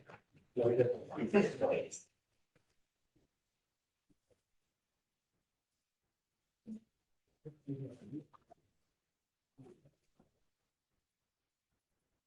All right. All the president accounted for? All right, please be seated. Good morning, ladies and gentlemen. All right. Thank you so much for coming today. My name is David Fleischer. I'm the judge here in Harris County Criminal Court at Law Number 5. This is a criminal court.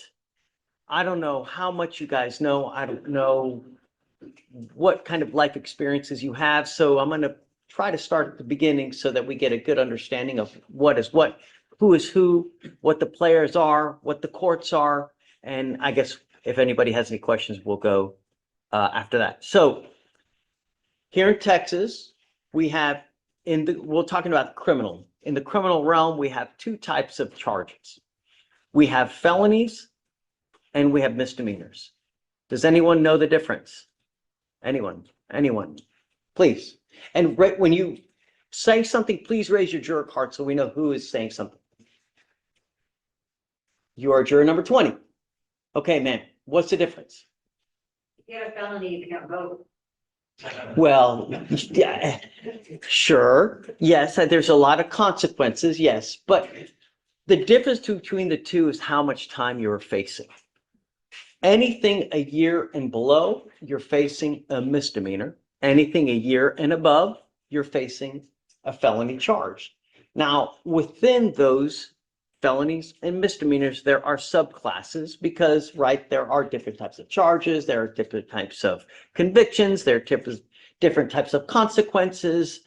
For felonies, there are 4 subclasses. I'm not going to get into them now because we are not a felony court. We're a lowly misdemeanor court here. And what we do is we handle misdemeanors that are a year and below. There are 3 types of misdemeanors, A, B, and C. C is the least worst of all the misdemeanors that's punishable by up to a $500 fine. So let's say juror number 20 gets pulled over for speeding, or juror number 2 or number 3 get pulled over because they don't have registration, and then they get a ticket because they don't have insurance. Harris County is so big that we can't have just a municipal court. I mean, really, from Webster to Katy, from one side to the other, it's 2 to 3 hours. And then in traffic, oh my God, it's even more. So because of that, we have justices of the pieces that are hanging around all over the types of cities. So if you get a Class C ticket, you may go to the municipal court that a lot of people know down here in Lubbock, or you may hit one of the justices of the pieces. Now, let's say something more serious happens. You pick up a criminal trespass, or you pick up a DWI or an assault. Now, these types of charges will land you here in the county court system. This here, we only handle Class B and Class A misdemeanors. Class B are anything punishable by up to 6 months in jail and or a $2,000 fine, technically 180 days in jail and or a $2,000 fine. And a Class A is up to 365 days in jail and or a $4,000 fine.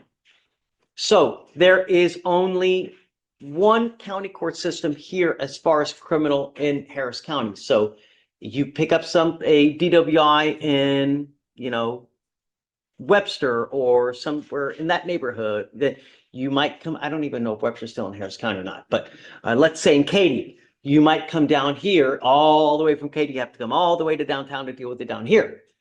So in Harris County, there are 16 county criminal courts at law. Here, we are one of the 16. We handle all those types of cases. As you can pretty well assume, this is a criminal trial today. We will be trying a DWI. I know that everybody has different illusions, different opinions about officers, about the law, about drinking, about this and about that.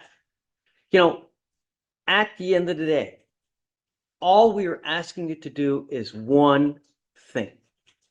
Use your common sense and just make a judgment call. At the end of the day, you guys are and will judge the believability of the witnesses and the evidence. And all we're asking you to do is make a call on what you think, what you believe, hear from what you hear and what you see. It's not rocket science. We're not asking anyone to do Pythagoras theorem, any math, no, just listen, use your common sense, because your gut will tell you if someone is in left field, has no clue what they're talking about, or really understands, knows, and is making sense in what they're saying. I expect this trial to last 2 days, today and tomorrow. Is there any reason anyone cannot be here tomorrow? Not just because you don't want to be here, because I don't even want to be here, but Yeah, I'm just a joke. I do want to be here. But is there anyone that has plane tickets, an unavoidable doctor's appointment that they cannot be here for any reason tomorrow? Anyone? And it's absolutely critical? No, and I rescheduled it, they won't see me until past days. Okay, and you were juror number 1-4, okay?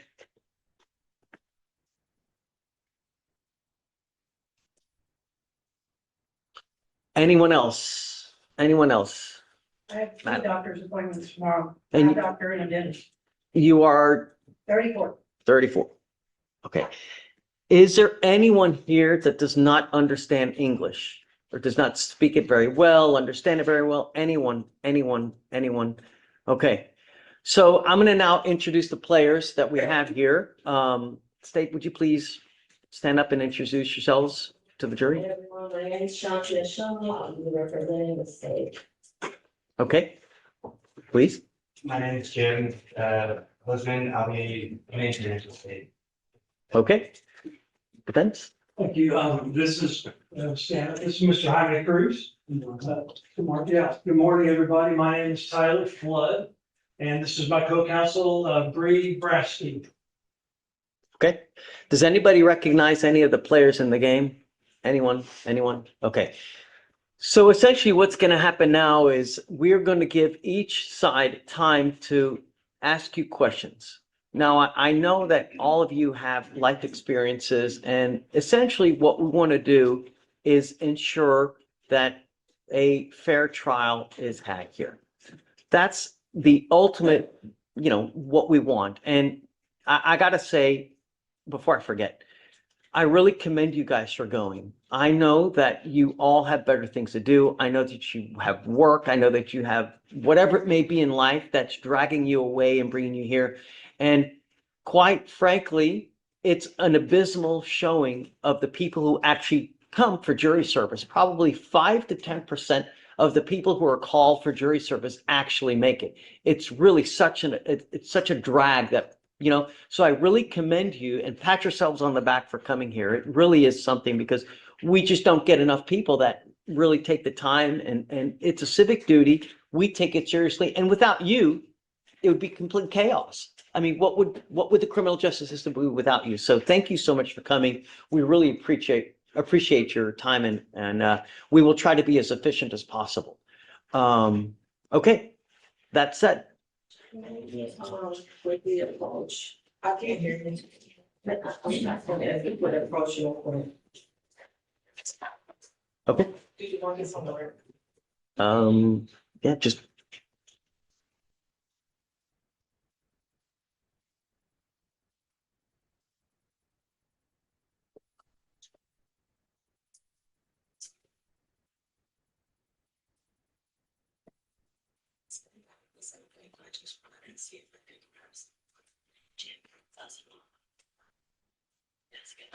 Let me see, just give me a second, let me see.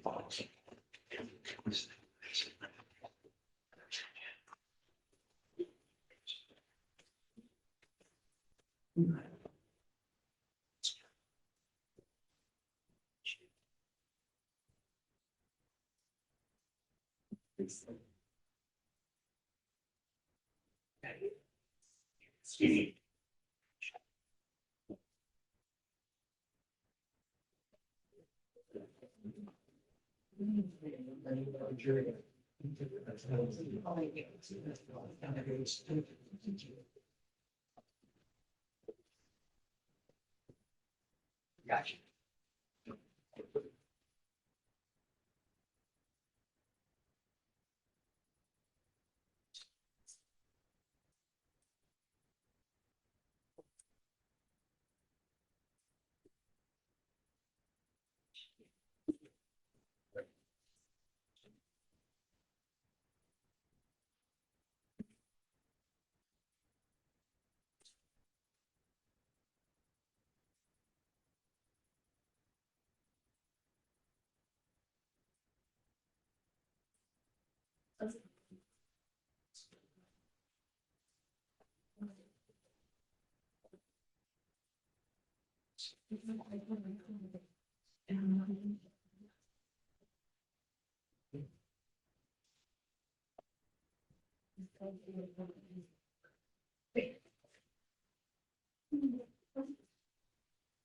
Is it just starting, board diner?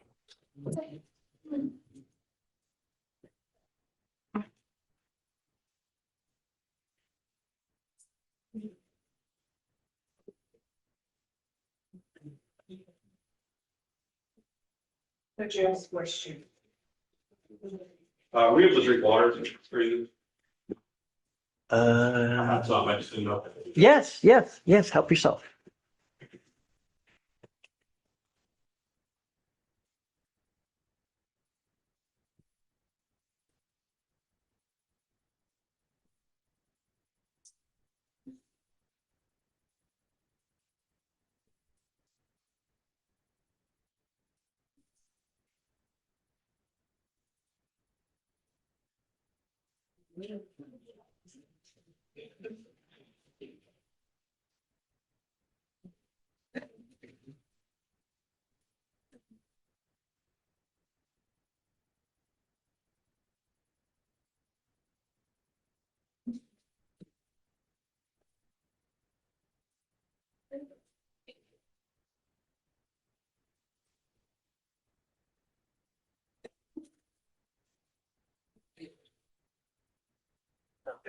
Hey, I need your help. We're trying to get the PowerPoint presentation working and everything figured out. You need to come down and not like we've had a panel sitting with.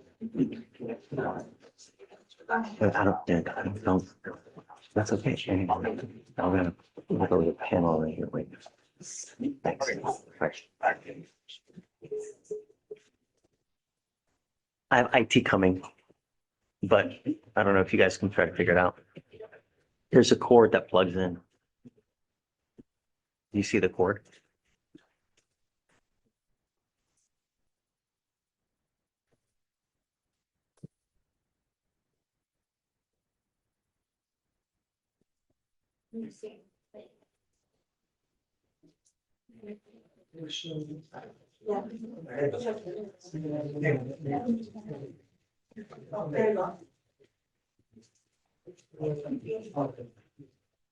We found Jeff.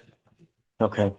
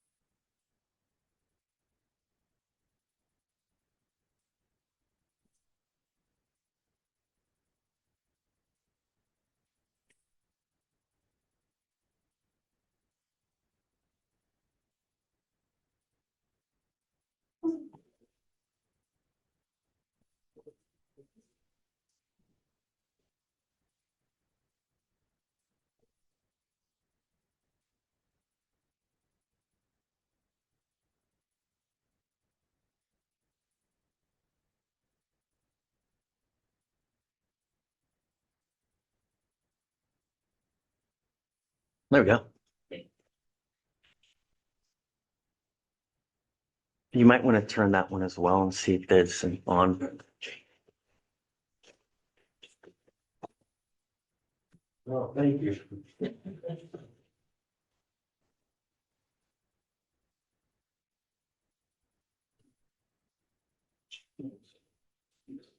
Is it on?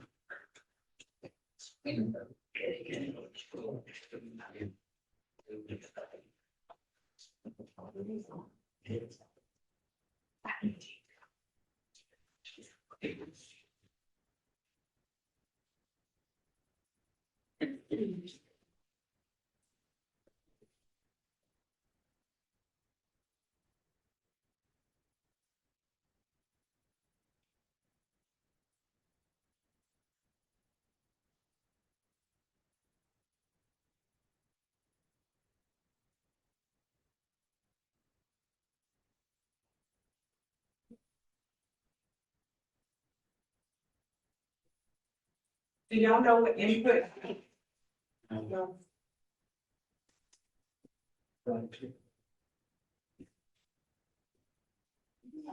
Yeah.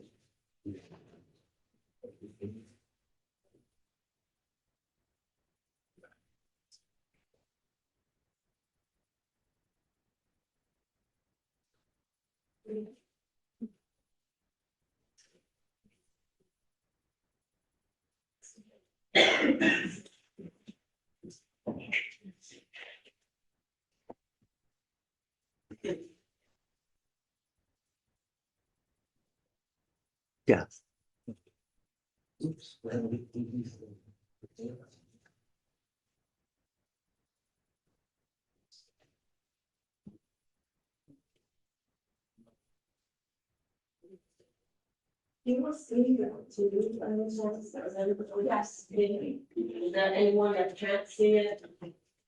Not the small writing.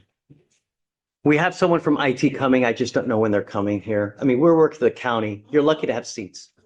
Really. Judge, you're missing a room. I know, I know. We don't just wait. They're, Check what the input is on that. Smart.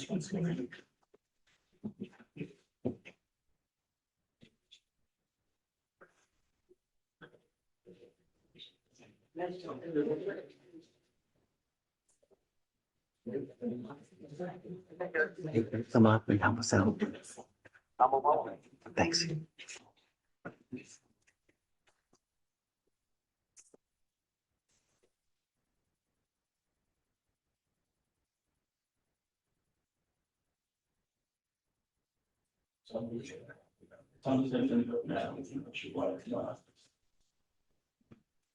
Is it working? It's not working, Your Honor. It's on input 3 like this TV is, but I'm not sure why this one's not this. I have someone coming up now. They should be here any minute to see what's going on. I know that you guys can't see. It's just going to make it more difficult and you're not going to be able to.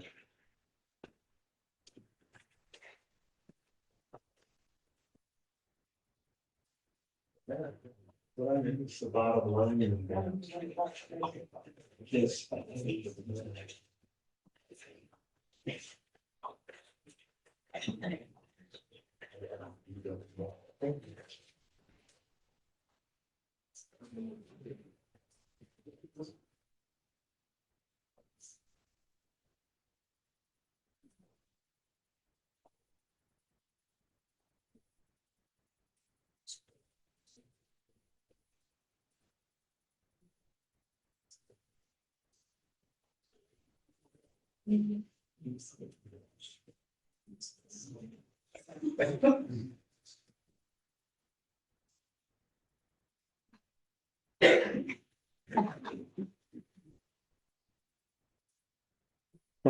That TV over there, we can't get it to hub.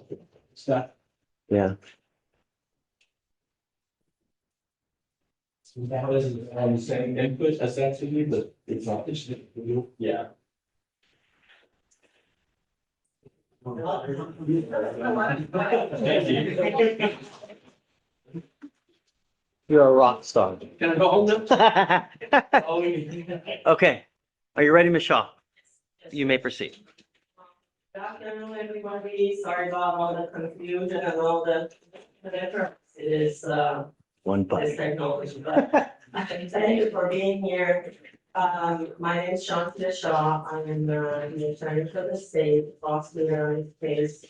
As you can see, the case law driving while intoxicated or running for short period of life.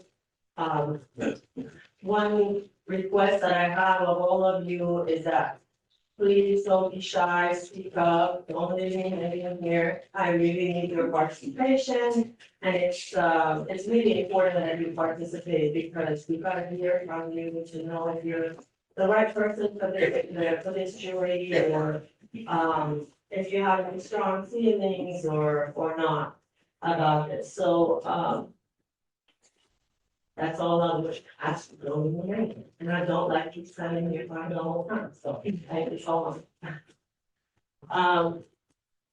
number one thing, driving while intoxicated, we have elements that we have to prove. And the burden of proof is always on the state. We have to prove to you on this particular case that on or about May 24, 2025, in Harris County, Texas, Jaime Cruz Jr. operated a motor vehicle in a public place while intoxicated. We have to prove to you every single one of those elements beyond a reasonable doubt. The one that's usually, the reason that I, underlined intoxicated, do you all know, or does somebody want to take a guess, why did I underline that? So, Juror number 12. Sorry, I couldn't hear you. it's the level of alcohol in a certain number in the blood. That's a good point. You're not repeating. It's the hardest one to prove. Correct. So that's exactly the point. It's the one thing that is going to be in dispute the most, in most DWI cases. And we have to prove to you beyond the reasonable doubt, every single one of them. Now, what is beyond the reasonable doubt? I'm sure everybody's heard it over and over in every TV series. Does anybody want to venture a guess? I'm sure all of you guys know what it is. You've heard it before. Who's brave? Who's gonna say it? Can't argue against it. It's obvious. You're number one. Can't argue against it. It needs to be pretty sure. Okay. Anybody else? Wanna decide on it? So it's a hard one to describe. And let me tell you, it's so hard to describe that legislator didn't even describe it. They didn't give us a definition. They just said, you gotta prove it beyond a reasonable doubt. The way I look at it, or the way most of us look at it, is that we have to prove elements to you in a way where there is no doubt left that you would think is reasonable. I mean, it's just straightforward, maybe that's why, but what we can say that it's not beyond all doubt, right? You can have some doubt about some things, and I will give you all an example soon to make it make sense, but it's not beyond all doubt. Right? Or it's not beyond a shadow of a doubt, same thing, or not beyond a certain percentage.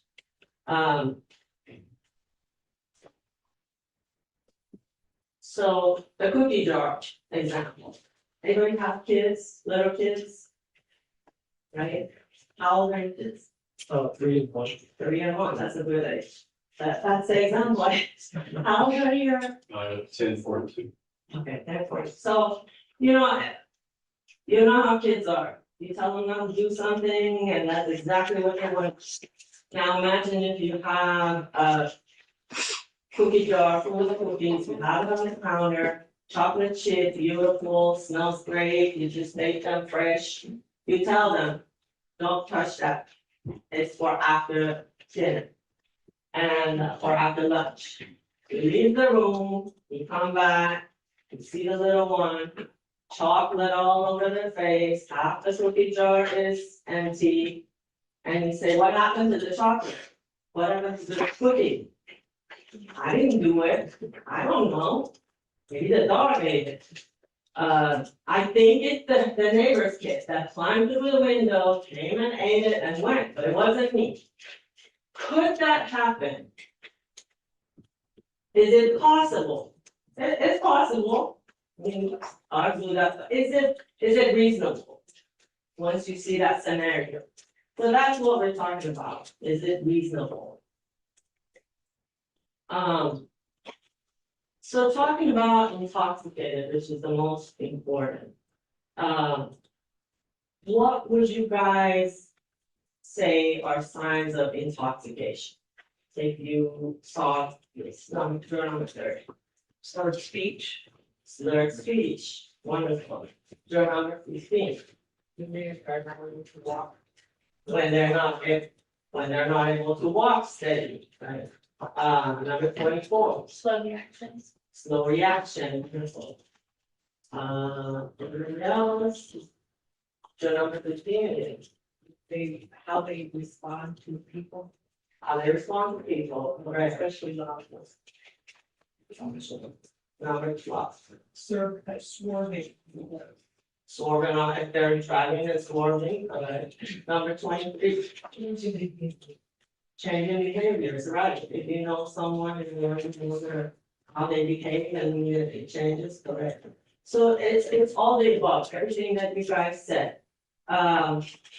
Those are all signs of intoxication, you see, again, you have a 15-year-old comes home, watery eyes, slurring, trying to hide it, I didn't do anything. I mean, you don't really have to give them a test to kind of, it's a mom test. I know you've been drinking, I can tell from your eyes, right? Now, in a DWI case, what we need to do is to prove to you beyond a reasonable doubt, either the person who was driving lost their normal use of mental faculties due to either any drugs or alcohol that was introduced to the system, or lost their normal use of physical faculties, or they had a alcohol concentration of 0.08 or above. We don't have to prove every single one, right? So as long as we prove in some cases, it could be that we only have the loss of normal mental faculty. In other cases, it could just be that a prosecutor proved to you a reasonable doubt loss of physical faculty. And in other cases, you could have 2, you could have 3, but our burden is only to show it to you or to prove it to you under one of those things. Does that make sense? Anybody have a question? Excuse me, when we speak of DWI, are we only speaking of alcohol? And are drugs labeled under something like DUI or? No, drugs in Texas, drugs also are included under DWI. So if you are impaired in any way, whether it be alcohol or drugs, is still a DWI. Okay, thank you. Yes, sure. So let's talk about loss of normal mental faculties. When you hear that, what do you think that means? Impaired judgment, number 26. Anybody else? Someone being aggressive, violent, so maybe not in their personality when they're sober, but when they're intoxicated via alcohol, via drugs, it can change their whole demeanor, their personality, they can turn with violent tendencies, whether it's to an officer or to anyone else. That's correct. Number 7.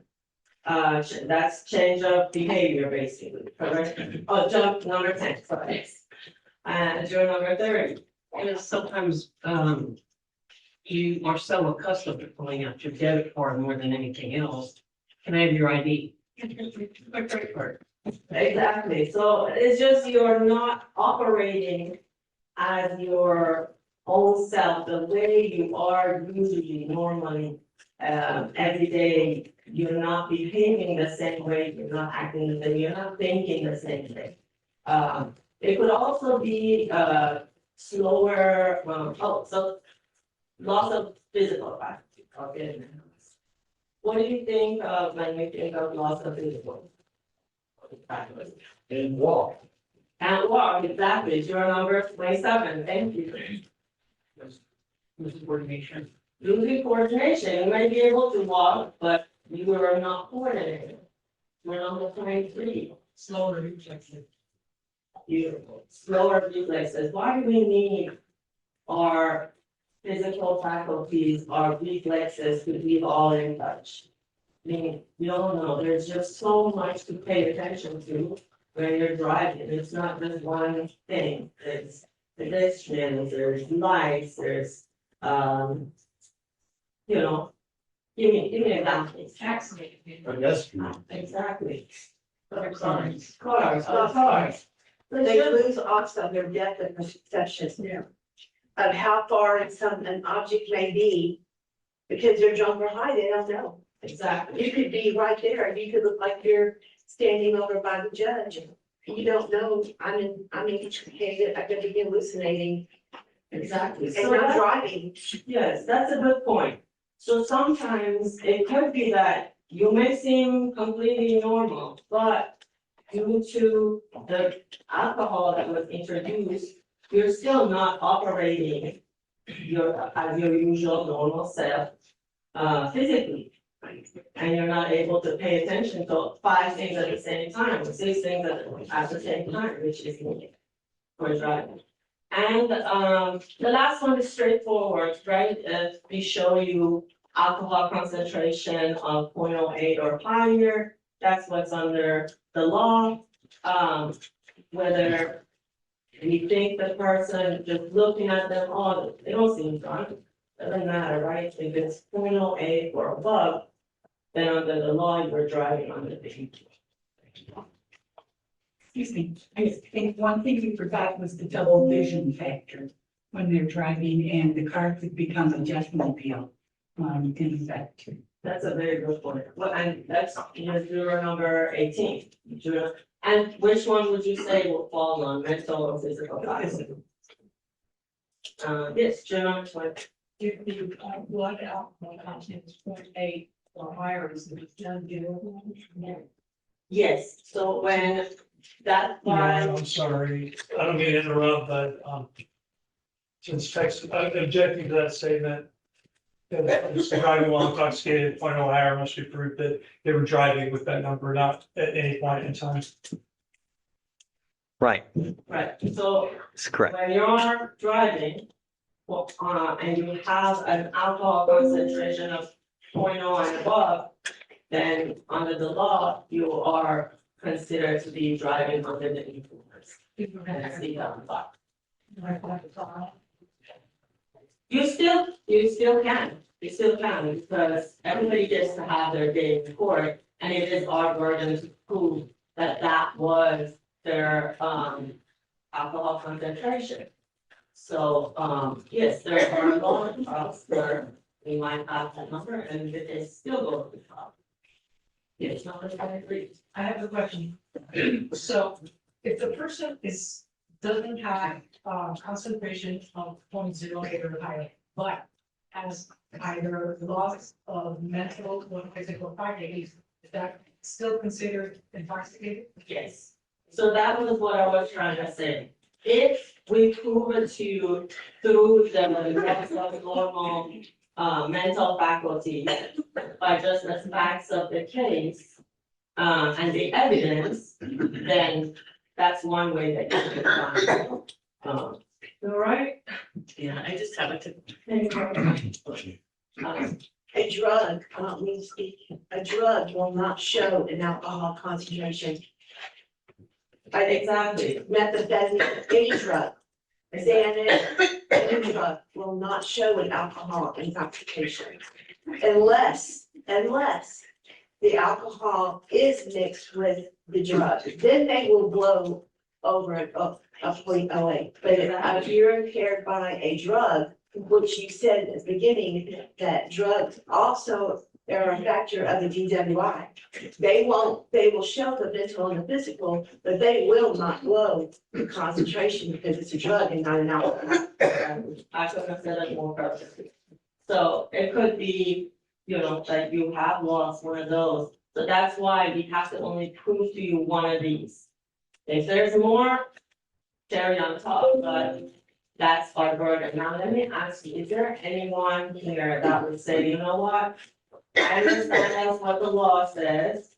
But unless you show me, blood concentration, blood alcohol concentrations, or what we call BAC of 0.08 and above, I cannot find guilty. Juror number 20, juror number 17, juror number 24. Anybody else that would raise the verdict? Yes. Underlining normal. They pointed out that out important for is that something important for this as well, in terms of proving one of these, it's where it is almost speculative. Yes, what is normal? I get that question all the time. So, what I would say to that is, what would you consider for driving purposes as normal? If the person has gotten a driver's license, that means that normally they can operate the car the way they're supposed to, right? And once they are not, for example, there's a traffic violation. Could it possibly be a sign? So it's just that you look for the signs, and we will point them out also. We will have, we'll have evidence to help you decide. Well, if it was normal, or if it was outside the norm. Does that make sense? Or does that answer your question? Yeah, I guess my. Get your voice up, please. My experience is the normal shit pretty drastically throughout the day, especially depending on my medical conditions. So Yeah. I don't know how. But what I mean is just absent medical condition, because that's what we also asked, but if absent any medical condition, just by introduction of either alcohol or drugs. So anybody else that would pretty much, that would be raise our burden and would want us to show all three, or two at least. I have a question, I may be jumping the gun a little, but was there a witness available? Is the arresting officer available to give testimony and show us the results of whatever tests? Roadside tests? So I'm not able to really talk about the facts of the case, but hypothetically, that's evidence, right? We have to show you evidence. We can't just expect you to believe what we're saying, right? So that could be an evidence, part of the evidence, Okay. witness testimony, right? 2 minutes, Michelle. Okay, I'll have to move on to this. Cover this,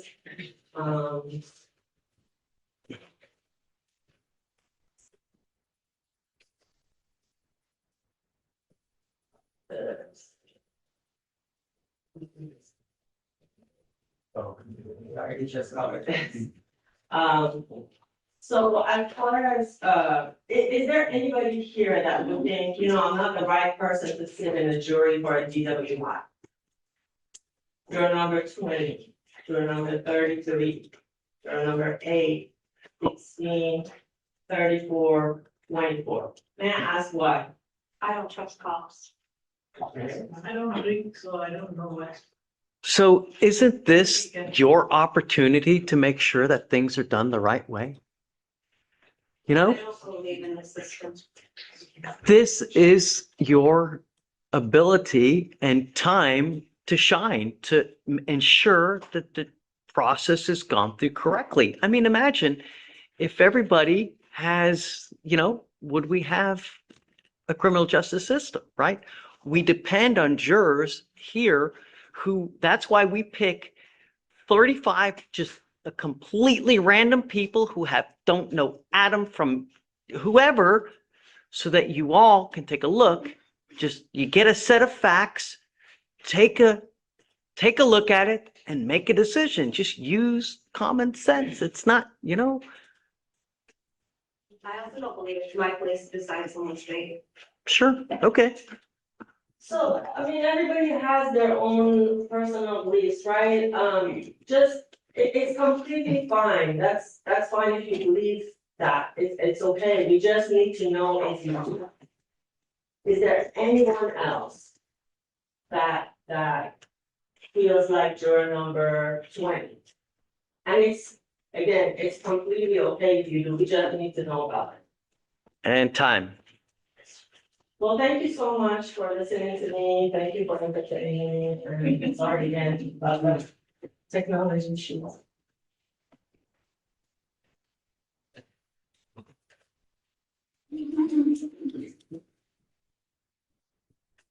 May I? Please. Good morning still. Good morning. Got great news for you. I only get to talk to you for 20 minutes, so this won't take that long. When I first started trying jury trials, I kind of thought nobody really wanted to be here. And I said, kind of as an icebreaker, raise your hand if you don't want to be here. And a few people raised their hands. And then I saw people looking at me, but then they were looking around behind me, and I turned around and the judge's hand was way up there. I know Judge Fleischer made a joke about that, but, and I specifically raised this hand. Are there anybody DIYers out there, people that like to do home projects? So, right, me as well. However, probably less now after this, but I'm 55 now. We're not as bulletproof as when we were like 19 or 20. But I had drilled and the drill slipped off and went through my hand and got a very serious metatarsal fasciitis and had to have emergency surgery. So I'm still healing from that. You see that? That's what this is. But that's not what we're here to talk about. And I'll try to. But thank God you still have your hands. Exactly. Are you looking for sympathy? I just wanted you to know why I've got your family. That's up to you, but we're not supposed to That's awesome. do any of that. You're not supposed to judge this case based on just the facts and the evidence that the government can show you, right? I appreciate the joke, but no, real quick, the doctor said if I hadn't come in that night and they perform surgery, I would have a hand or a That's right. Absolutely. I've never had an infection like that. I don't know if anybody else has. It's like Bad juju. right, so I'm gonna be much more careful now. Okay, first of all, you know that we're here on a DWI case. You will become, or 6 of you will become the judges of the facts. And what that means is you'll be sworn in as a juror. You'll say, okay, you charge somebody with something and all of your focus and attention and scrutiny is directed over here at the government, at the state. You're not judging Mr. Cruz personally. As a matter of fact, we don't have to prove anything. He doesn't even have to talk or take the stand. You're gonna be looking over here saying, okay, show me what you got. And I might hear some evidence but it might stop somewhere. And it might not go all the way up, kind of like a mountain, not all the way to that summit, to the peak.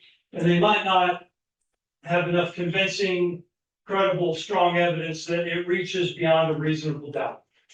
And anybody, so if they don't prove their case, if you see everything that they can show you, and you're like, okay, I still have reasonable doubt, or it wasn't really enough.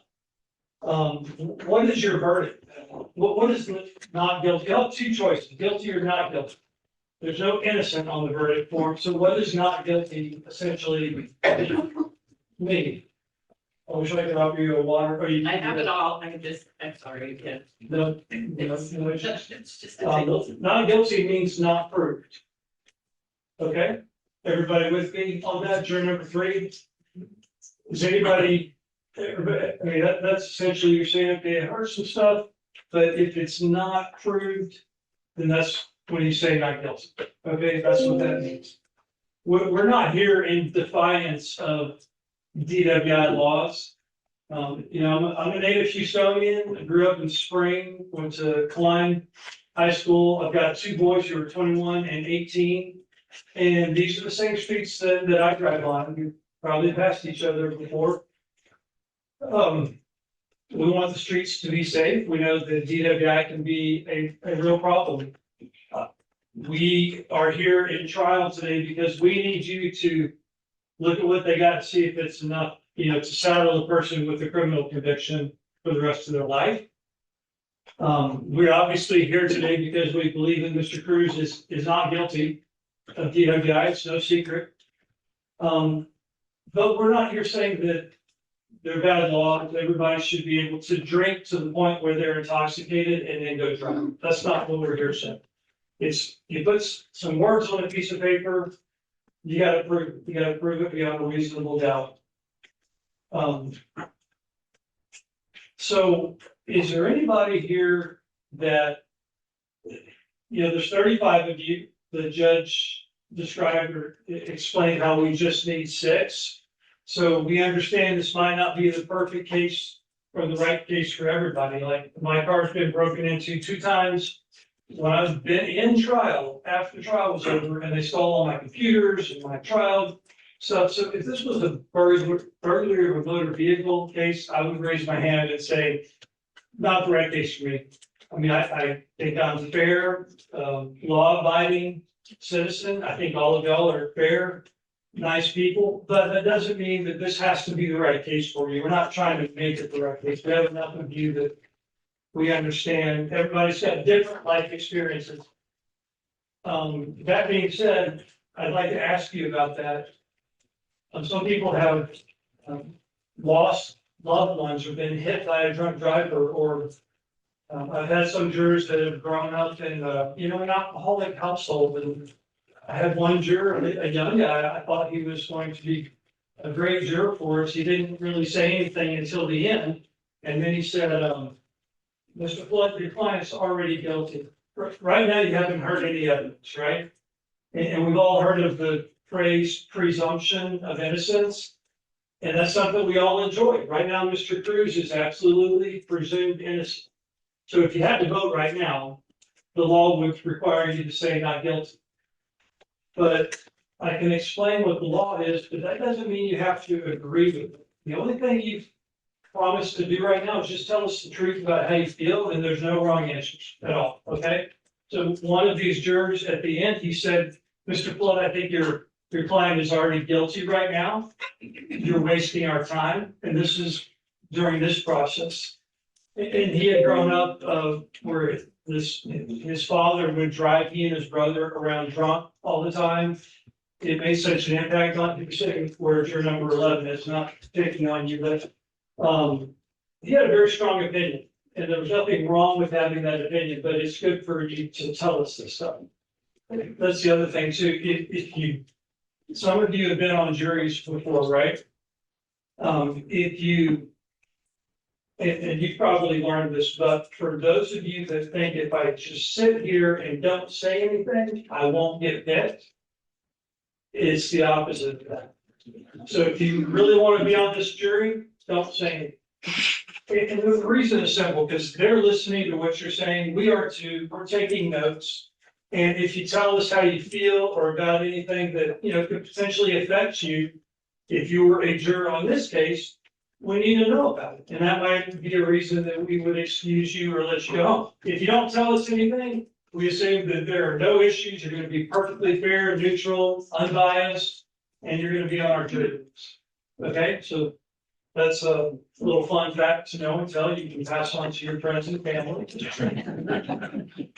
But what's important, kind of going to the next step, is raise your card if, so I'll give you a second to think about it, but have you dealt with anything related to DWI, experienced any emotional or traumatic experiences in your life, whatever that may be, that we need to know about? And you might say, that's impacted me so deeply, I'm probably not the right juror for this case, or I can't promise you that I can be fair, whatever the reason is. And I'll start with the first row, if that's okay.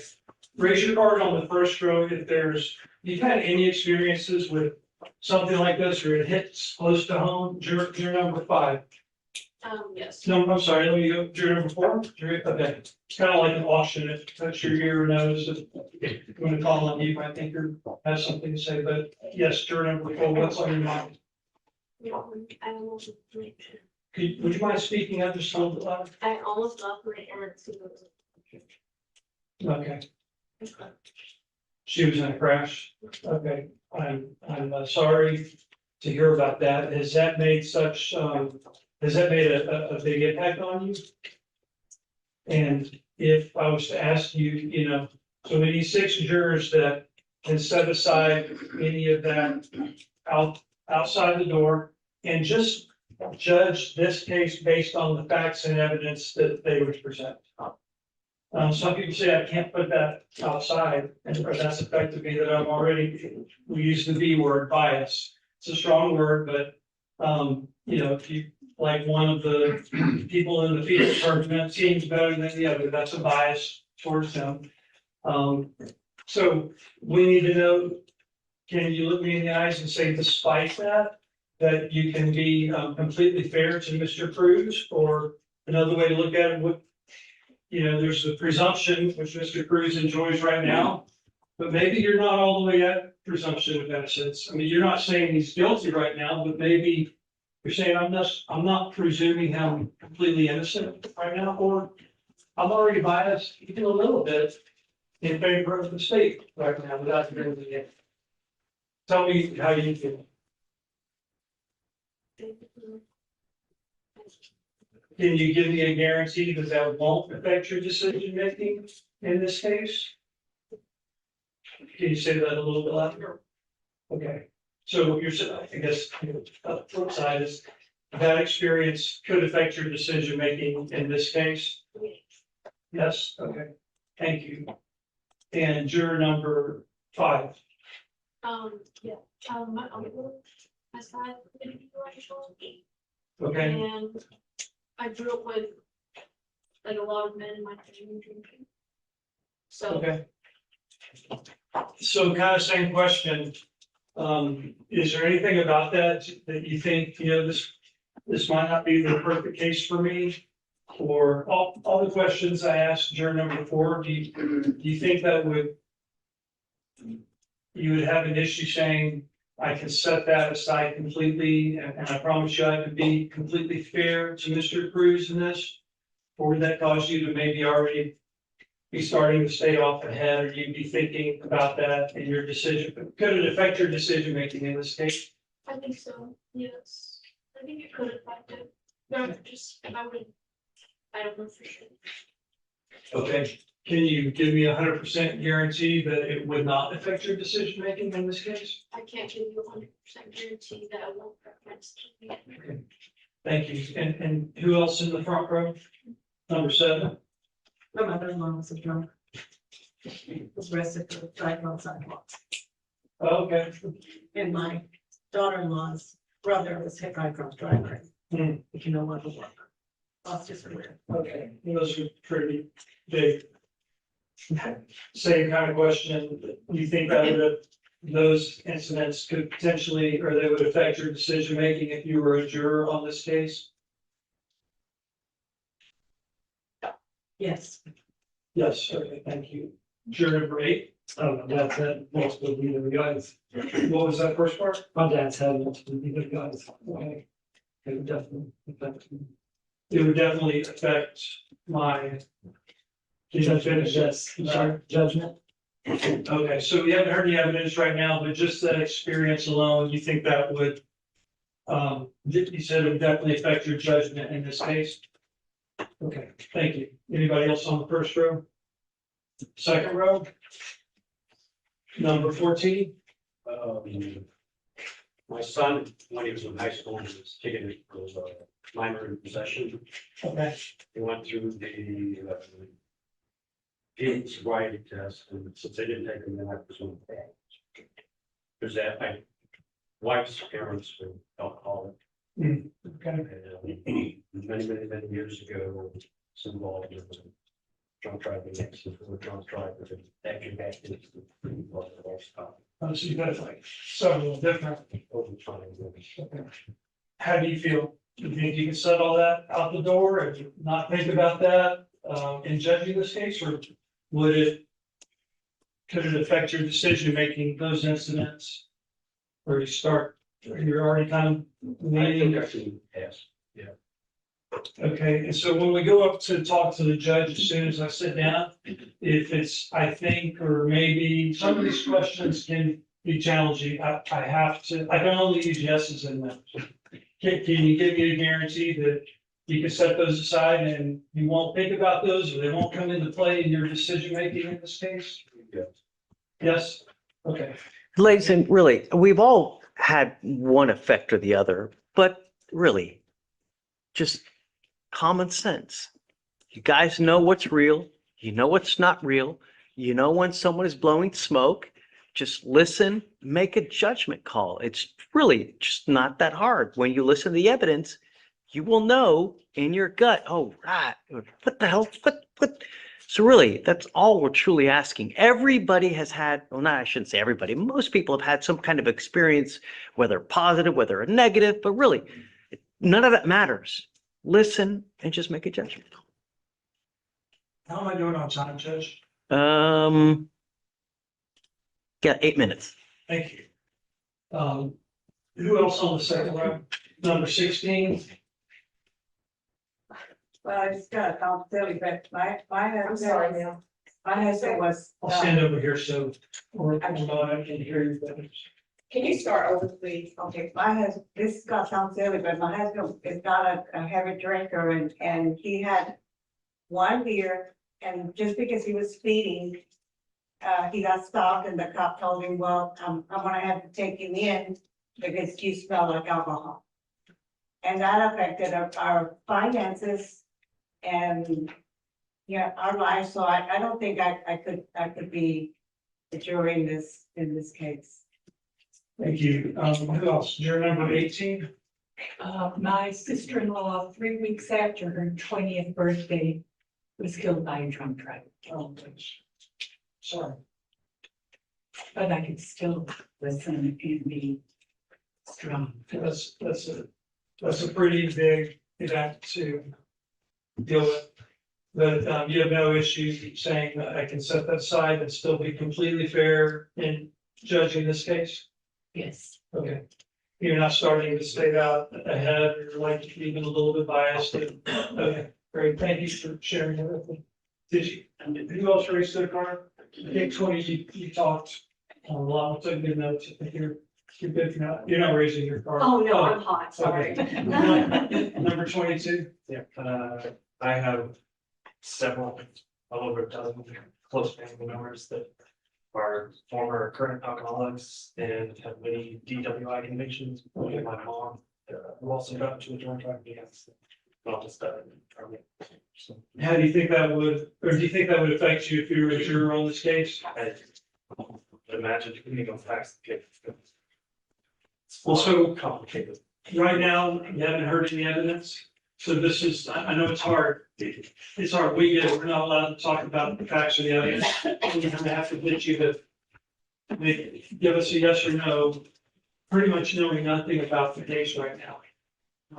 So it's kind of the same questions. Can you give me that guarantee that you can be completely fair in this case and set all of those things aside? Or would they potentially affect your decision making in this case? I'm sorry, sir. No, I don't think it's. You don't think you I'm could? not 100% sure. Okay, you don't think you could be completely fair and you're not 100% sure? Is that what you said? Okay, thank you. Who else? Is that everybody on second row? What about third row? From 23, yes, ma'am.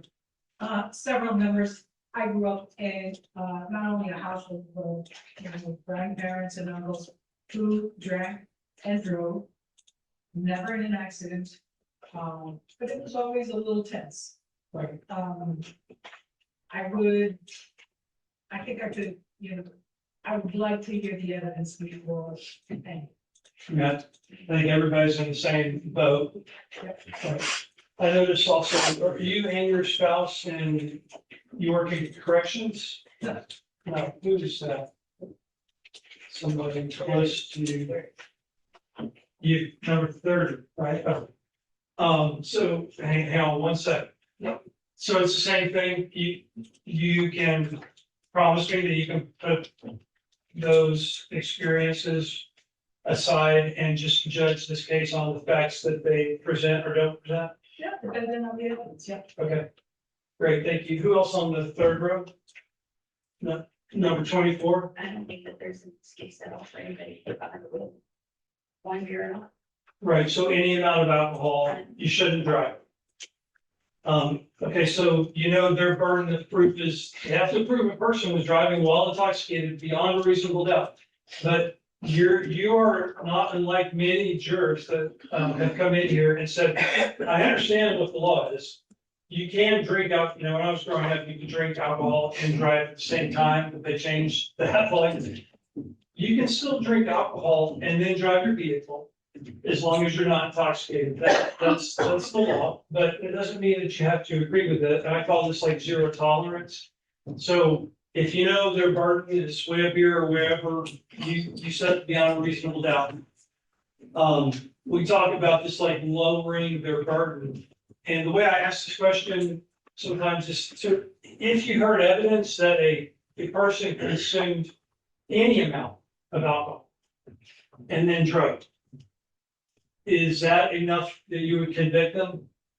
Any. Any. That's Okay, so any amount of alcohol and driving would be a conviction to you, and you would not make them prove driving while intoxicated beyond a reasonable doubt? Anyone had any alcohol. Yeah, 1 minute, Tyler. And if they drive, that's all. Okay. Is there anybody else that, what is your number again? 24? 24. Real quick, is there anybody else that feels that way also? Because I don't have enough time to go through everything I wanted to. Raise your card real quick that that you feel that it should be no alcohol and then get behind the wheel, even if you're not intoxicated. I see you're good, number 24. And so, but then my follow-up question is, well, so number 5, number 31, number 32, and number 33. You feel that the person should not be able to drink any alcohol and then drive. So if you heard evidence that a person drank some alcohol and then drove, but they didn't prove an intoxication beyond a reasonable doubt, do you feel the same as juror number 24, that you would find a person guilty just because they drank alcohol and then drove? Yes. Number Yes. 32, yes. Number 31? I can answer that for sure, because everybody's normal is different. Okay, and number 33? I don't even know why law allows certain percentage. Should For you, fact, so I don't like age that allowing anything, not, why do you allow someone, why do you don't allow? Everything is. I'm sorry. I can't hear her either. I said, I don't drink alcohol, so I don't know what effects it has, but I don't like the fact that law allows certain percentage. I don't like anybody drinking, driving either, so it's harmful for not just somebody else and don't. so I don't have much time. I just need if you don't mind, a yes or no. Is that, do you feel like these other jurors, that if you heard evidence that a person drank any alcohol and then drove, you would convict them based on that? Or are you still going to require the state to prove beyond a reasonable doubt they were intoxicated? That's why I raised, I don't belong to this case, because I don't like the fact the state allows anything. I get that. I'd love to have a long talk with you about this, but I just need like your final answer. I don't like yes or no Would you, on this. is that evidence alone enough that you would find a person guilty? Because, I mean, you feel strongly about it. Time after this, Tyler. And if they drank some alcohol and then drove, is that enough that you would find a person guilty? Yeah, I don't understand the factor, so there's no yes or no on me as a grade, so that's why I don't belong. You don't belong on it, okay. Is there anybody else? Judge, I know that you told me sit down. I didn't give them any more. I DWI mean, experiences, I didn't get to finish that. Can I just ask that wrong question, please, and then sit down? I didn't get to everybody. Raise your card real fast. If there's anything else you didn't share with us yet, that is an experience in your life related to alcohol or DWI that you think would affect you if you were a juror on this case, or that would cause you to not be a good juror, the right juror for this case? Nobody else? Okay, well, I really appreciate your time and your answers. Thank you very much. Thank you, Judge. Okay. All right. Lori, if you want to come up.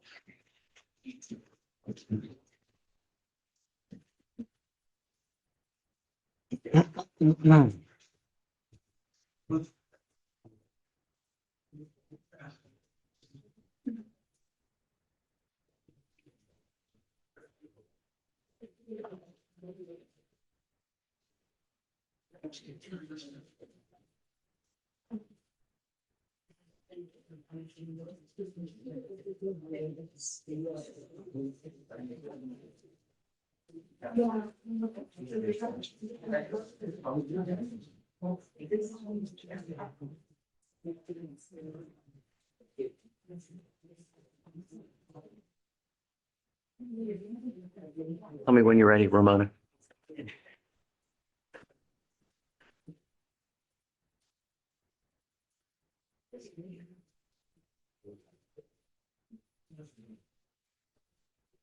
Okay, Judge. Are you ready?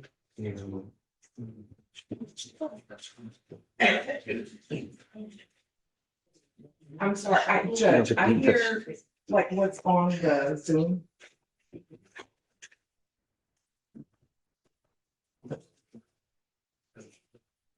Okay, go ahead. All right, we good now? Go ahead. Okay, so are you, okay, so far, guys, I have for cars, I have 4.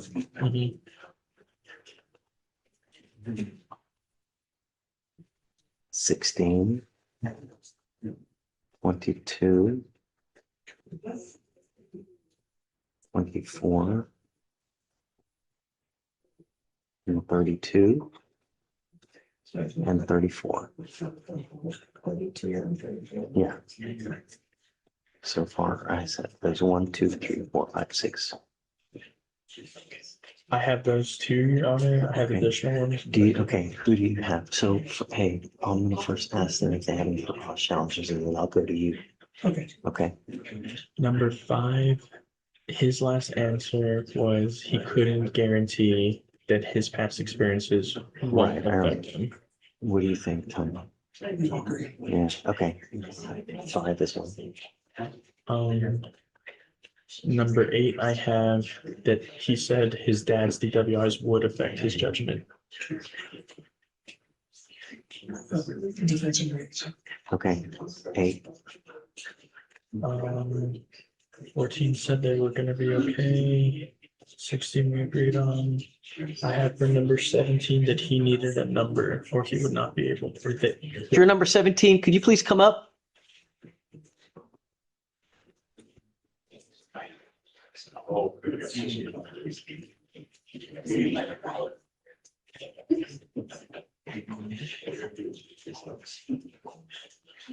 Come on up.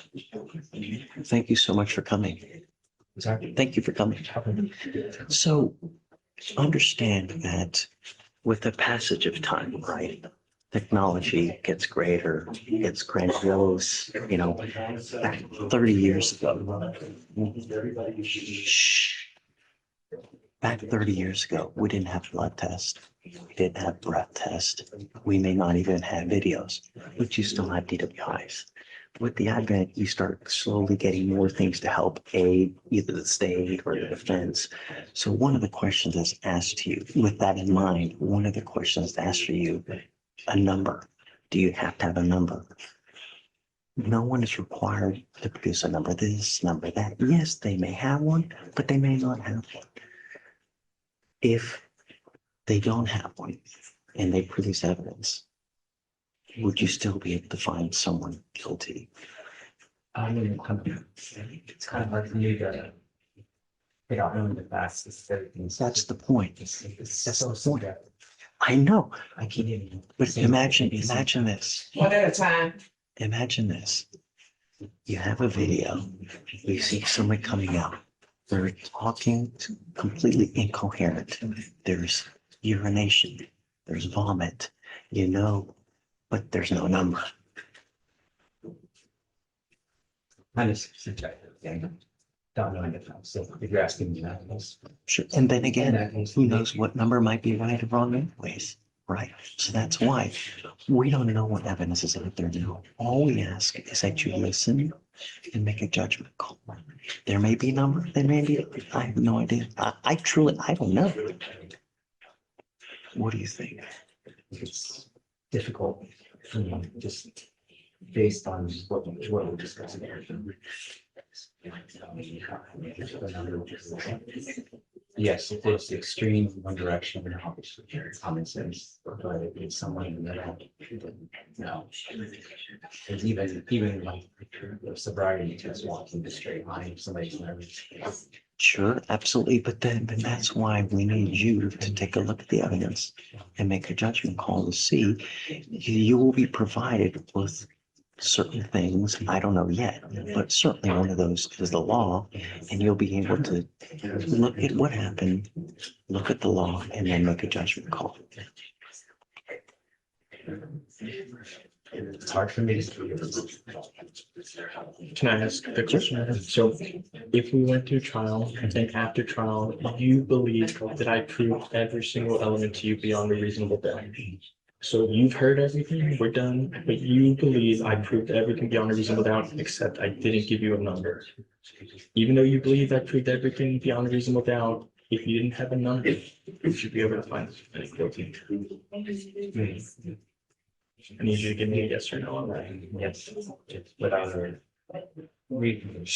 Okay, so if you believe that I did prove every element beyond a reasonable doubt, but you didn't get a number, you would still be able to find the defendant guilty.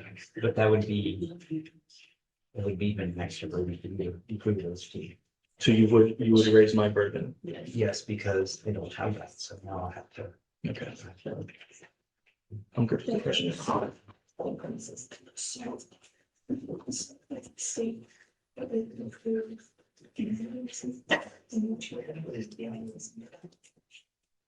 He lost his mental.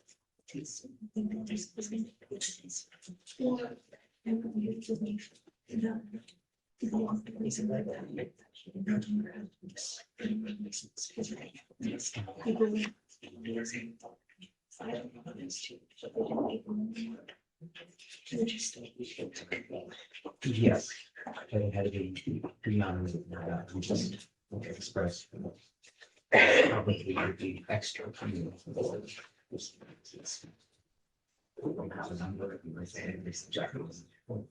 And so this is based just on reference that you here be able to make some of that.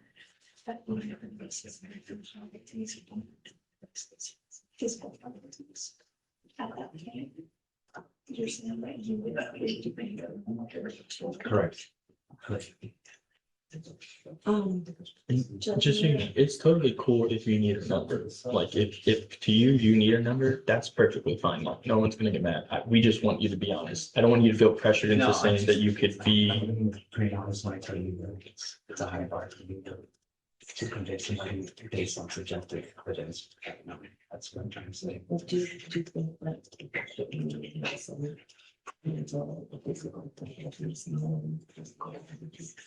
is too subjective?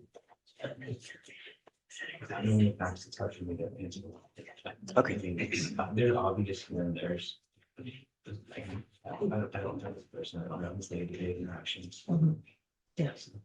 Okay. Thank you. I'd like to try to be up. Yes, what number was he? Number 17. 17, okay. So 17. Okay.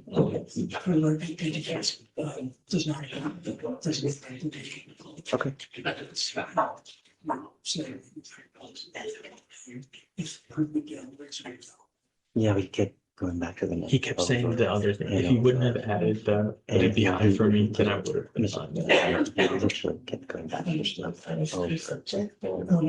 Okay. 17. Anyone else? Oh, before we get to those, I still have some time to discuss. So after 17, I had number 20, stay at the day of trust cops. Yeah. Oh, no, that was 20. Yes, for number 20, I had that they need Yeah, a number 20 and that they don't. Yes. Okay. Yeah, there's, yeah. You know, 20. Yeah, I totally forgot about that one. Yeah. 24, we agreed on. Mm-hmm. 32. Mm-hmm. 33. I didn't do that one. 33, I believe, agreed with the any amount of out.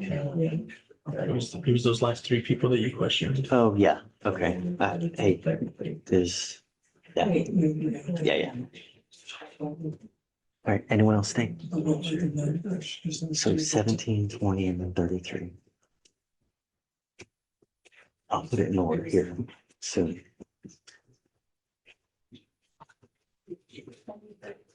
Yeah, 17, 20, and 33.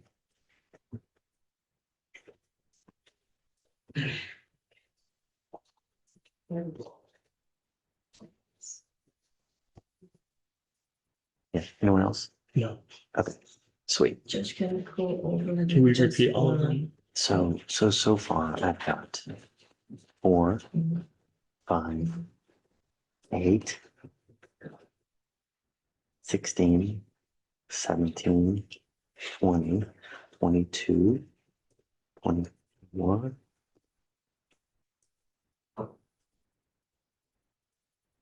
32, 33, and 34. The only one that we're missing is 31. Was 31, 32, 33. I didn't put 31. Did we talk about 31? For pause.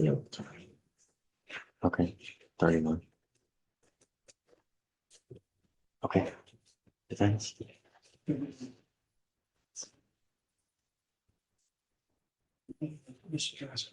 Okay. Aside from all those,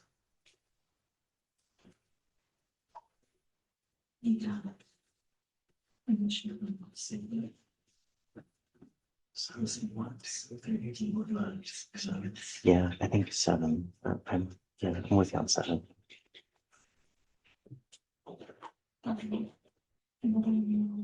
No, I'm with you. Is that it? Yes. Yeah. I mean, do you have anyone else besides 7? I mean, I took most of the ones that you had already.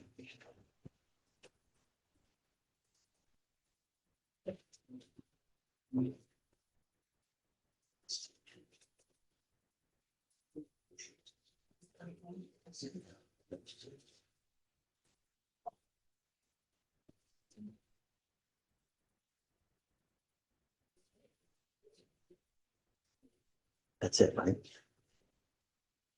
Yeah, we're good? Okay, thanks. All right, so guys, let me see, we have a total of 1, 2, 3, 4, 5, 6, 7, 8, 9, 10, 11, 12, 13. Oh, we're good. Okay, I'm gonna put one alternate just in case. So we're gonna call 7. So that should give you an extra alternate directory if you need it. So it should be enough. All right, 5 minutes, because it's. We'll start this Monday.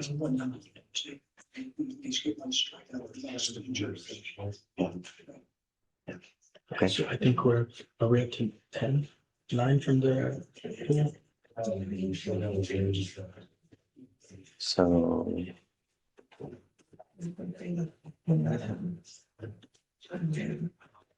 I think so. Okay. All right, are you ready? Hey, 5 minutes. Go. All right, so what's happening now, ladies and gentlemen of the jury? We are whittling out people who initially we think shouldn't be part of it at this point. The next thing is the lawyers get what's called peremptory challenges. Those are challenges that they get to make for people who they don't think they should be on the jury. And they can make any strike, virtually any strike. There are a certain few reasons that they can't make a strike, but once they've done their strikes, we will get their list. We reconcile the strikes with the list, and at that point, we will call a jury to come up here. I'm giving them only 5 minutes so we can try to get you out of here quick, okay? So just bear with us, give us about 5, and then we'll be with you.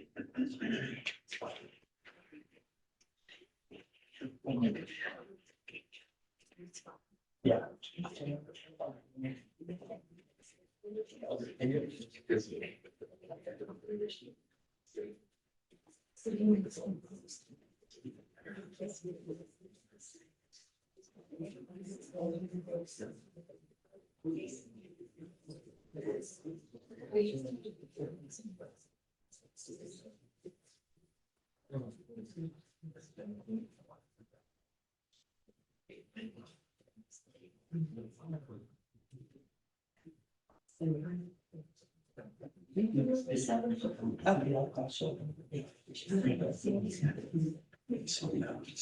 Okay, so at the 4, 5, 7, 8.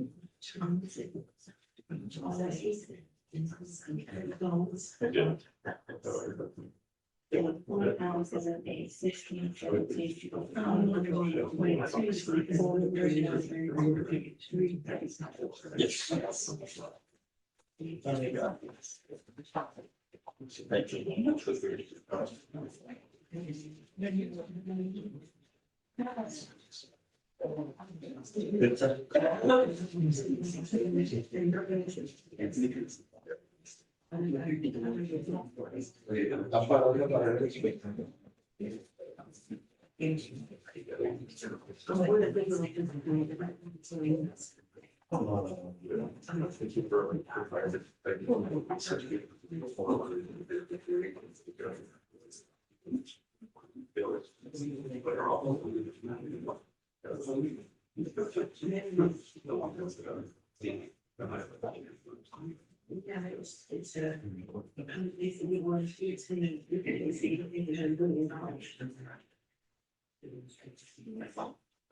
I'd be home, I'd be at home.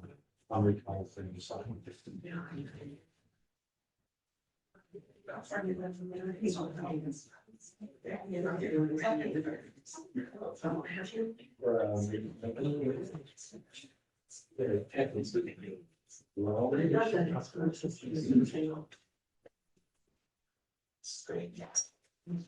And then my wife's the work, so I look and I do all now, all good stuff.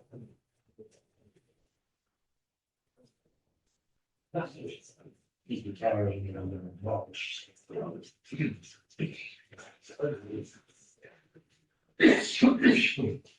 I'm sure I see my home.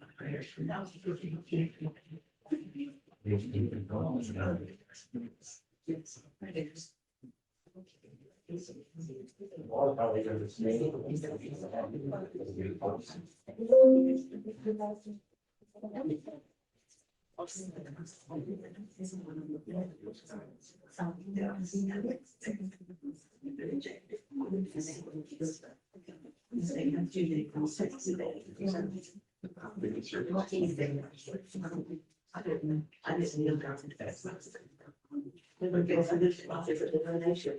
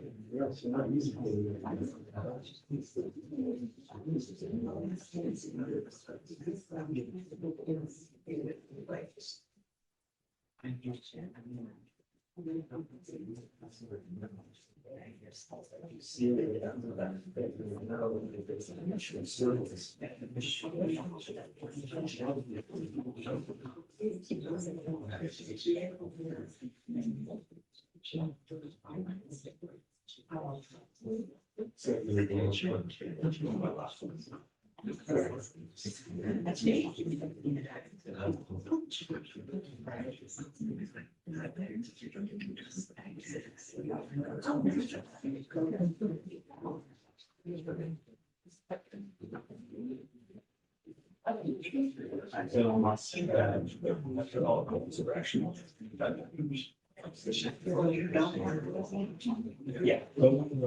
I was trying to do the cutoff in my head, but I can't really, but yeah, these three are the direction you're gonna do some.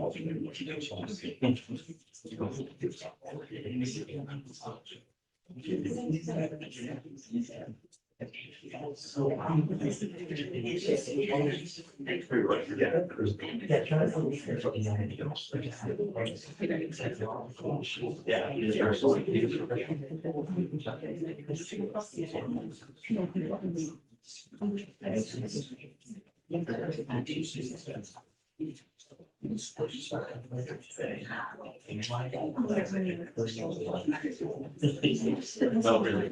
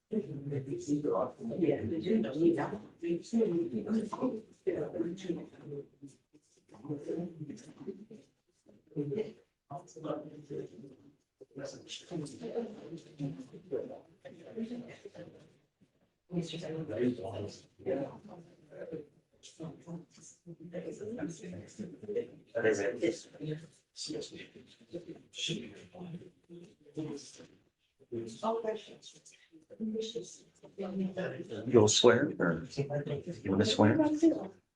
No, no, you got it. You got it. You're big time. So.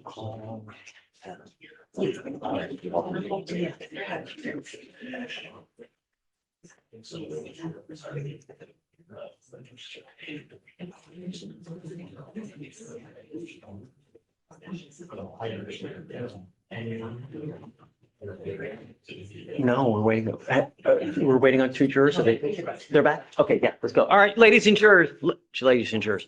Ladies and gentlemen, we're going to call your name. When you hear your name, please stand up. And if you would make it on down to the jury box. All righty. Guys, if you want to kind of make Juror number 2, Kayla McCall. Juror number 3, Stephen Armstead. Juror number 6, Yvette Election. Juror number 12, Cynthia Brogan. Juror number 13, Omar Guzman. Juror number 15, Cheryl Ivory. And juror number 19, Julie Prady.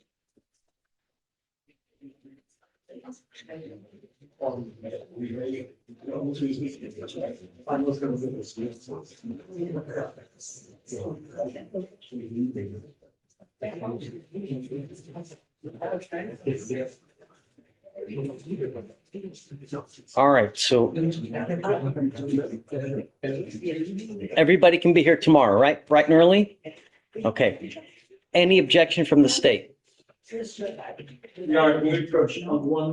Sure.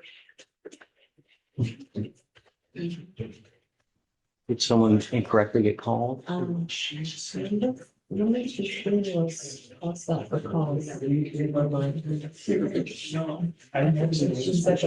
don't have 15. We had 16. We never had 15. She couldn't get in partial because my prosperity, that's everything. For a different. I don't have it.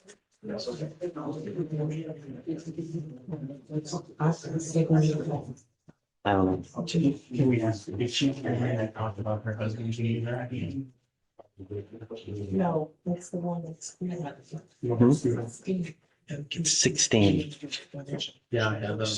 16. No, we're good. Okay, so no objection from the defense, state? Any objections? All right, so state and defense have no objection to the panel. Guys, would you please rise and raise your right hand?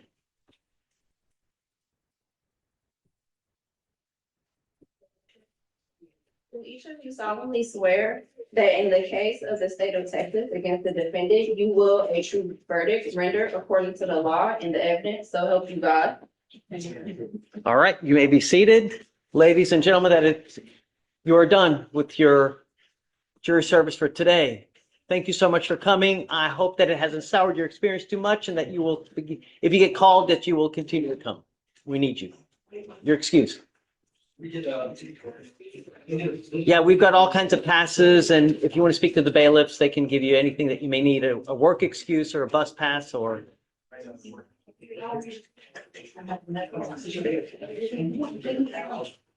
Hey, do you have a copy of the information? Let's arraign, and then we'll cut loose.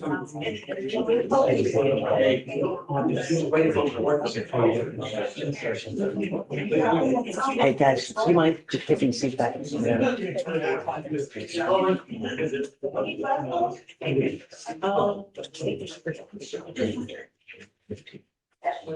Mr. Flood, you will arraign and then we break.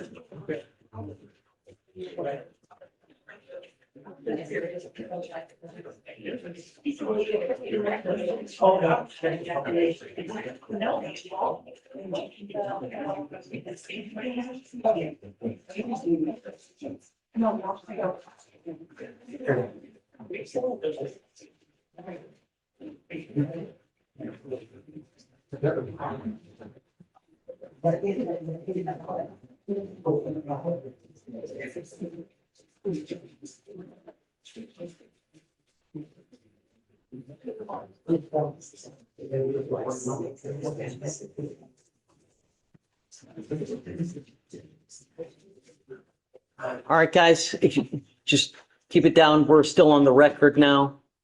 We're going to arraign, and then at that point, we'll cut loose. State, are you ready?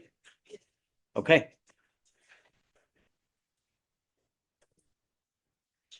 In the name and by authority of the state of Texas, comes now under signed Assistant District Attorney of Harris County, Texas, on behalf of the state of Texas and presents in and to the Harris County Criminal Court at Law Number 5 of Harris County, Texas, that in Harris County, Texas, Jaime Cruz Jr. hereinafter styled as a defendant here to on or about May 24, 2025, did then and there unlawfully operate a motor vehicle in a public place while intoxicated against the peace and dignity of the state, signed Assistant District Attorney. To which the defendant pleads. Not guilty. Okay, we are done. You may be seated. Ladies and gentlemen, that concludes your service for today. I will ask you please to get here promptly at around 9 in the morning. Once all of you are here, we will begin. I will try to be as efficient as possible. I know that your time is valuable, and we will try to be really as fast as possible for you. While you're out, please, please, please do not do any independent research. Do not talk to anyone else about this case. Do not talk to each other about the case, about anything, until you guys are all together here. Don't just talk about anything. Once we get you back here tomorrow morning. Shit.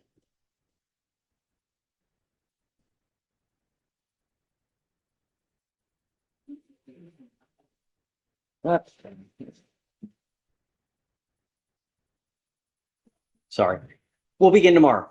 Anyways, your point of contact will be the deputy here. If you need anything, just let them know, and then they'll be able to take care of you. And again, we'll see you tomorrow morning. All right. Thank you so much for coming and being of help. Boy, that was a party foul. Huge. Are you ready?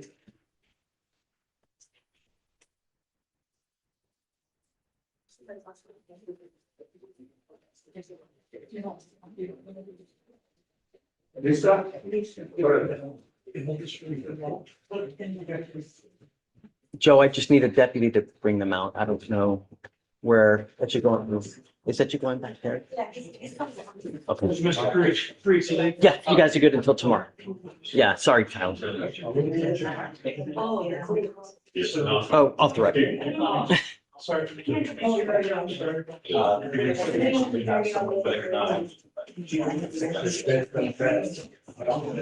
Mr. Frank. Talk to me, bud. Back again on, Davis, you had where, you're requesting that person taking out a drug test. She'll take a drug test. But she only been out of jail for 20 days. So she did have some marijuana in her system. And then you order her to take another test within a matter of a few weeks. At this point, we wanted to just compare the test results. So we're here back. What's the last name? Davis. And say they just filed another bond violation, no? Yes, he, as of this morning, he is not. That's different. Just results been sent before, the court appearance. So the. I didn't revoke her bond. No, sir. And the results are in. I do have the results. That was my mistake. She gave me the results maybe 2 days ago. But you keep saying that there's a mistake, and yet, you know, you're trying to take the fall for her. That's what's going on. She gave me the results a few days ago, but I was going to bring the results in today. And so I saw the bond violation report. I immediately just sent them in, what she said already. So she did take the test. She did take the When? test. Well, that was the second issue, so the test was, done on 6/26, but he wanted the test between 6/29 and 75, and was getting that full to pass. So we rejected that. And I have to explain that to Judge. She got a notification. Where is she? She lives in Ohio. Okay, I'm ordering her appearance. I just can't get anything straight. I don't know what's going on. So I'm setting the case off for a week. She's got to be here. Enough's enough. Really, I'm giving her another week now. I hope she tests negative, but really, I can't get anything straight. I don't know what the hell's going on. And so she does have the results, Judge. And I'm trying to know then, she did test negative for everything, including alcohol. Did you see it? Does it look legitimate? It looks like it was cleared. There was some cutoff on the bottom, so like. No. I want a legitimate lab test from a Quest diagnostic, not some thing on a burner phone that like, what it looks like there. Does it say anything about? Now, I believe she did get tested for West diagnosis. The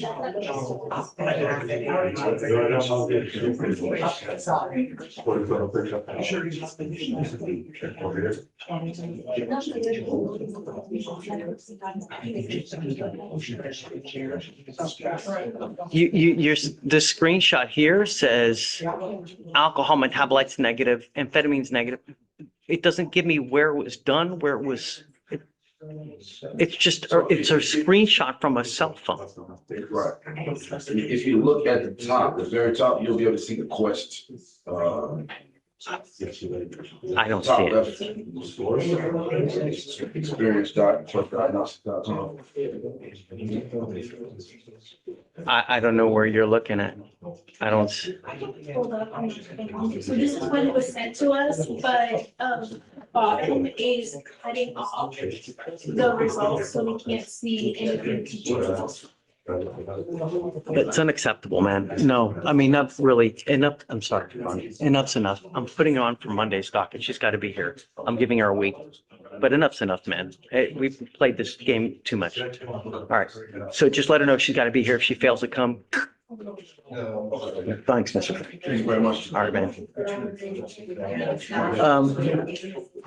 Hey, are you ready? Yes, sir. Thanks for being patient. No. What's up? I have Ms. Vasquez. I was appointed to, I believe this is the case where she had a criminal mischief and they picked up a DTO and was taking. Correct. Yeah. That's all I know about it. I was just appointed. So I guess I just want to make sure my understanding is correct. So certain conditions, she now picked up a VPO. Right. I'll leave the original bond. I'm revoking the mischief, but I'll leave the other one as is. Okay. You sure you're gonna set a new bond? 5,001. Okay, that's what I was worried about. All right, so we're good there. Just, she needs to be admonished about, and I'll let you do it just because Sure. enough's enough. She picks up another one. I'm going to go. I told her that. I trust you. I'll reemphasize that to her. Yeah, I trust you, man. Okay. You got it. The other person I have, I think she's already had bond conditions, Ms. Ramos, who had a DWI and an FSGI. Yeah, you're good to go on that. Already. Okay. Yeah. All right. We're Yeah. good to go. Okay. Thank you. Thanks. Hey, is Etchy going to bring in, okay. Yeah, he's been waiting forever. Please. Joe. Okay, come on. Good morning, Judge. Hey. I have Nichols set for trial tomorrow. I wanted to see if you would like us to still approach tomorrow or if you are okay with this resetting. Yeah, go ahead, reset it, but don't do a long one. I mean, do 30 days. Okay. Yeah. Understood. Okay. And if I may, I think our expert is available August 24th. Is that work? I know that's a little outside. I'm Christopher Nichols set tomorrow. Yeah. Judge, that's a Monday. It's okay. It's all right. Okay. Hey, well, wait a second. So we would pick on a Monday we start on the Tuesday, so we'd need them on the 25th. Not a problem. Yeah? That works for us. Okay, do it. I will contact the experts if something wasn't. So let's do this. Keep it on for tomorrow. You're not up. I'm not gonna let you, just, can you, I guess, make sure that they're okay, and then tomorrow we'll. Can my client's appearance be? Yeah, yeah. All right, thank you very much, Judge. Of course. Thank you very much. Justin. I'm waiting for Dave. Hey, Hey, you ready? Generously sacrificed. You're a gentleman and a scholar. I am here on tomorrow's case, that we were gonna have set for trial. I didn't know y'all had one today. Yeah. My gentleman is in custody. I did file a motion for speedy trial. I just kind of wanted that on the record to preserve that, but also, I also filed a motion for second chair as well. I'll grant it. Okay. I'm okay with it. It's already to you, Judge. Yeah, I'll sign it for I you. split it up between two attorneys. It's at 6. That's too much. One attorney's fine. Just one. Just one. I mean, if two, three lawyers, that's too much. One is I don't okay. need to scratch out a name. Yeah. Or if you leave my brother's name on there. Okay. And I'll scratch off the other one. Yeah, you might. Yeah. Keep it a little. And how am I going to tell you two if, you know? I don't know who I'm going to be talking to. Someone needs to put on glasses or, oh, the key. And I'll probably wear my glasses. Okay.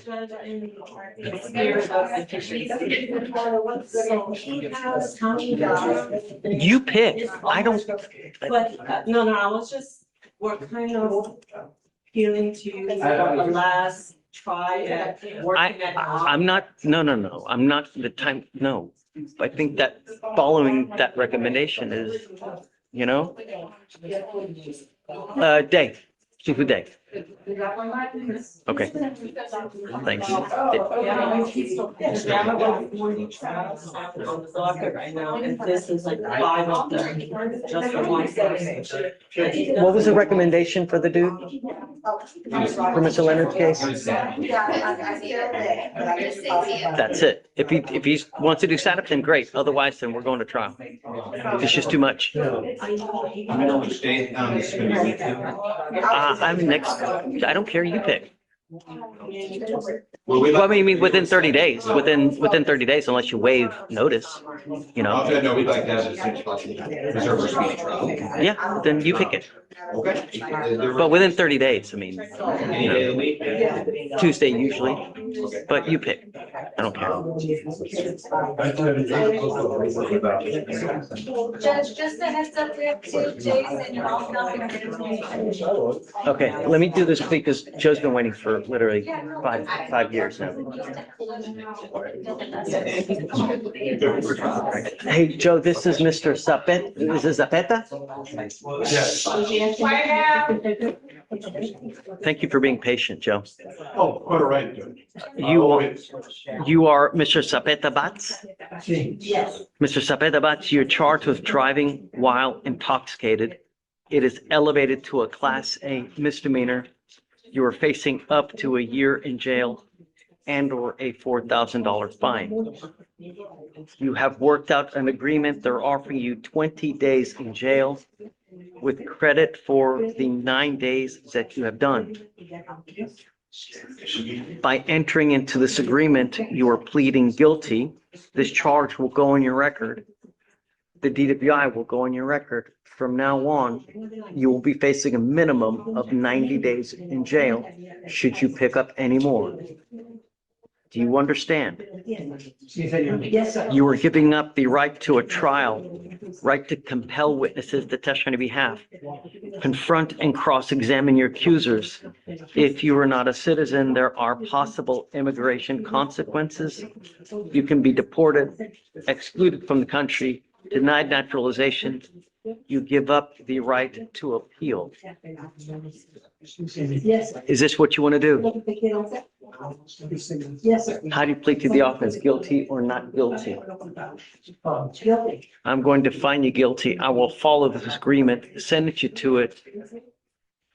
I am going to suspend your license for 180 days. Do not drive until you get a license, and good luck to you, sir. We'll roll the courthouse. Thank you, Your Honor. Okay, thank you for, again, being patient. Bye, Joe. Hi, Mr. Rodriguez. Good morning, Mr. Rodriguez. So you're charged with evading arrest and detention. You're facing up to a year in jail and/or a $4,000 fine.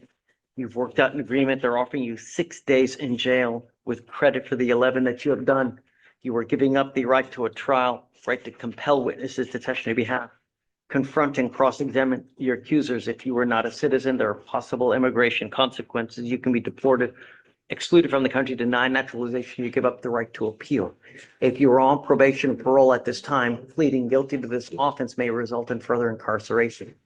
You understand? Yes, Your Honor. Is this what you want to do? Yes. From now on, you need to understand any more Class A misdemeanors in here, you'll be facing a minimum of 90 days in jail. Also, if you pick up any more evading arrest cases, this can be used to enhance your punishment to a potential felony next time. Knowing all this, you want to do this. Yes, Your Honor. How do you plead to the offense, sir?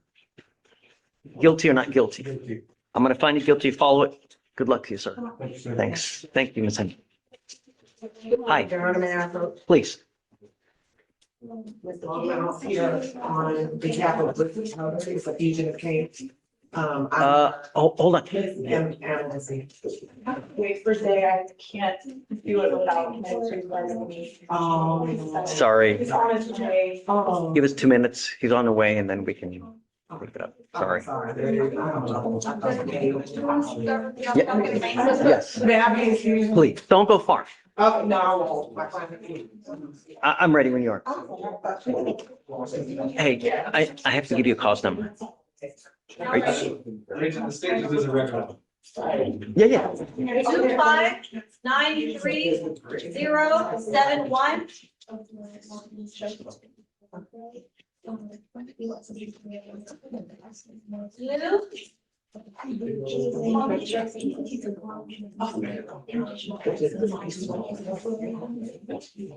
Judge, you had posted a coupon. Do you see it? You got it? Okay. All right. Good morning, Mr. Liu. So you speak English, sir? You're charged with, I have to make sure that everybody speaks. I don't know. I've never met you before. You're charged with driving while intoxicated. You're facing up to 6 months in jail and or a $2,000 fine. We are going to do probable cause. You have the right to remain silent. Anything you say can or will be used against you. You have the right to have an attorney present. If you cannot afford one, one will be appointed to you, sir. Okay. On 9/8/2025, officer in his county Texas responded to a major accident at an apartment complex. Call notes indicated a motor vehicle collided into leasing office of complex. Upon arrival, officer flagged down by the witnesses, who stated the operator of the motor vehicle had fled the scene. Defendant was located and detained. Witness advised, that she observed the motor vehicle to have collided with leasing office and defendant operator, seated in the driver's seat, exited, stumbling.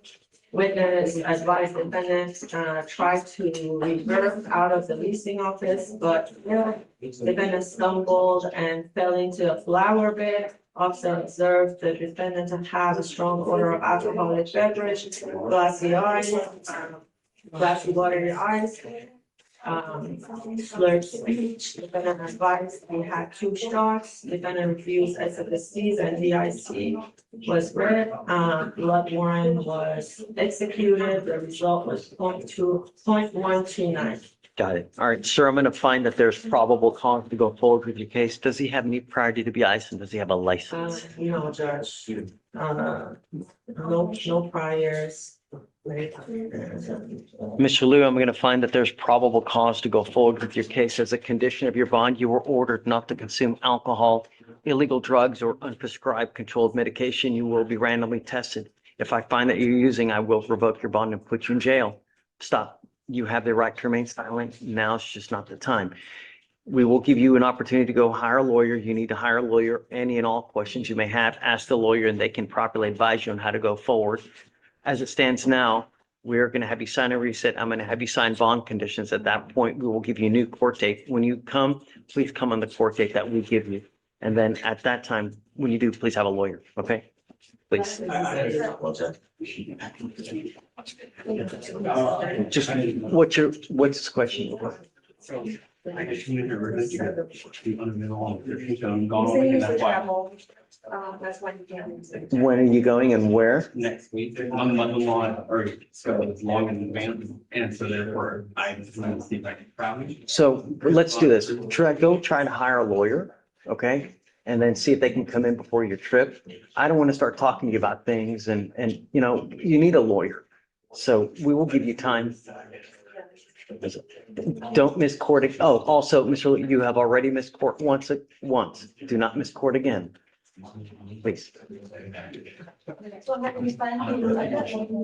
This is Mr. Shelton. All right, good morning, Mr. Shelton. Sir, you're charged with failure to stop and give information. You're facing up to 6 months in jail and or a $2,000 fine. You've worked out an agreement. They're offering you 27 days in jail with credit for the 9 days that you've done. This charge will go on your record. It will be there forever. You need to understand that from now on, it's at least a minimum of 30 days should you pick up any more cases. You are giving up the right to a trial, right to compel witnesses to testify on your behalf, confront and cross-examine your accusers. If you are not a citizen, there are possible immigration consequences. You can be deported, excluded from the country, denied naturalization. You give up the right to appeal. I don't know if you're on probation or parole. If you are, pleading guilty to this offense may result in the revocation of that probation or parole, resulting in further confinement. Do you understand? Is this what you want to do? It looks like he's also charged with driving while intoxicated. Yes. On that one, you're facing up to 6 months in jail and or a $2,000 fine. How do you plead to both cases, guilty or not guilty? Guilty. I'm going to find you guilty. I'm going to follow this agreement. I will send you to it. I am going to suspend your license for 180 days. Do not drive until you get a license, and good luck to you, sir. Thanks. We'll roll it, CC. How many do we have? Okay, bring one up. Kara, top of 12.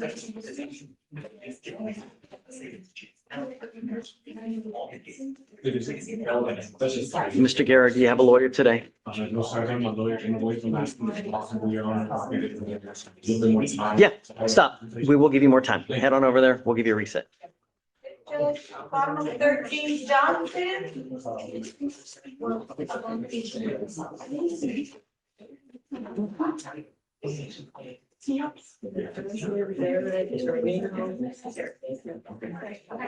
Sir, do you have a lawyer today? Tell me what you're doing about that. You need more time. Everybody wants a free, you know what I mean? How do you support yourself, sir? What do you do for a living? Okay, and what kind of money do you make a month? Okay, you can hire a lawyer just because you don't want to pay for a lawyer. You make $5,000 a month, dude. No, it's for people who are indigent. You understand? All right, we'll give you a reset. When you come back, please have a lawyer. Jones?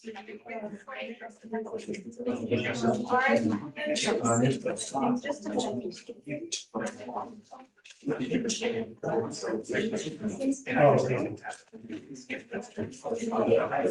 27, come on up.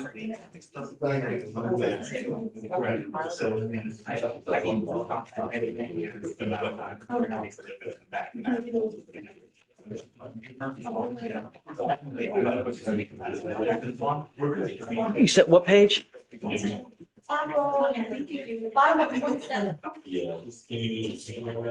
You were Mr. Stokes. Mr. Stokes, do you have a lawyer today?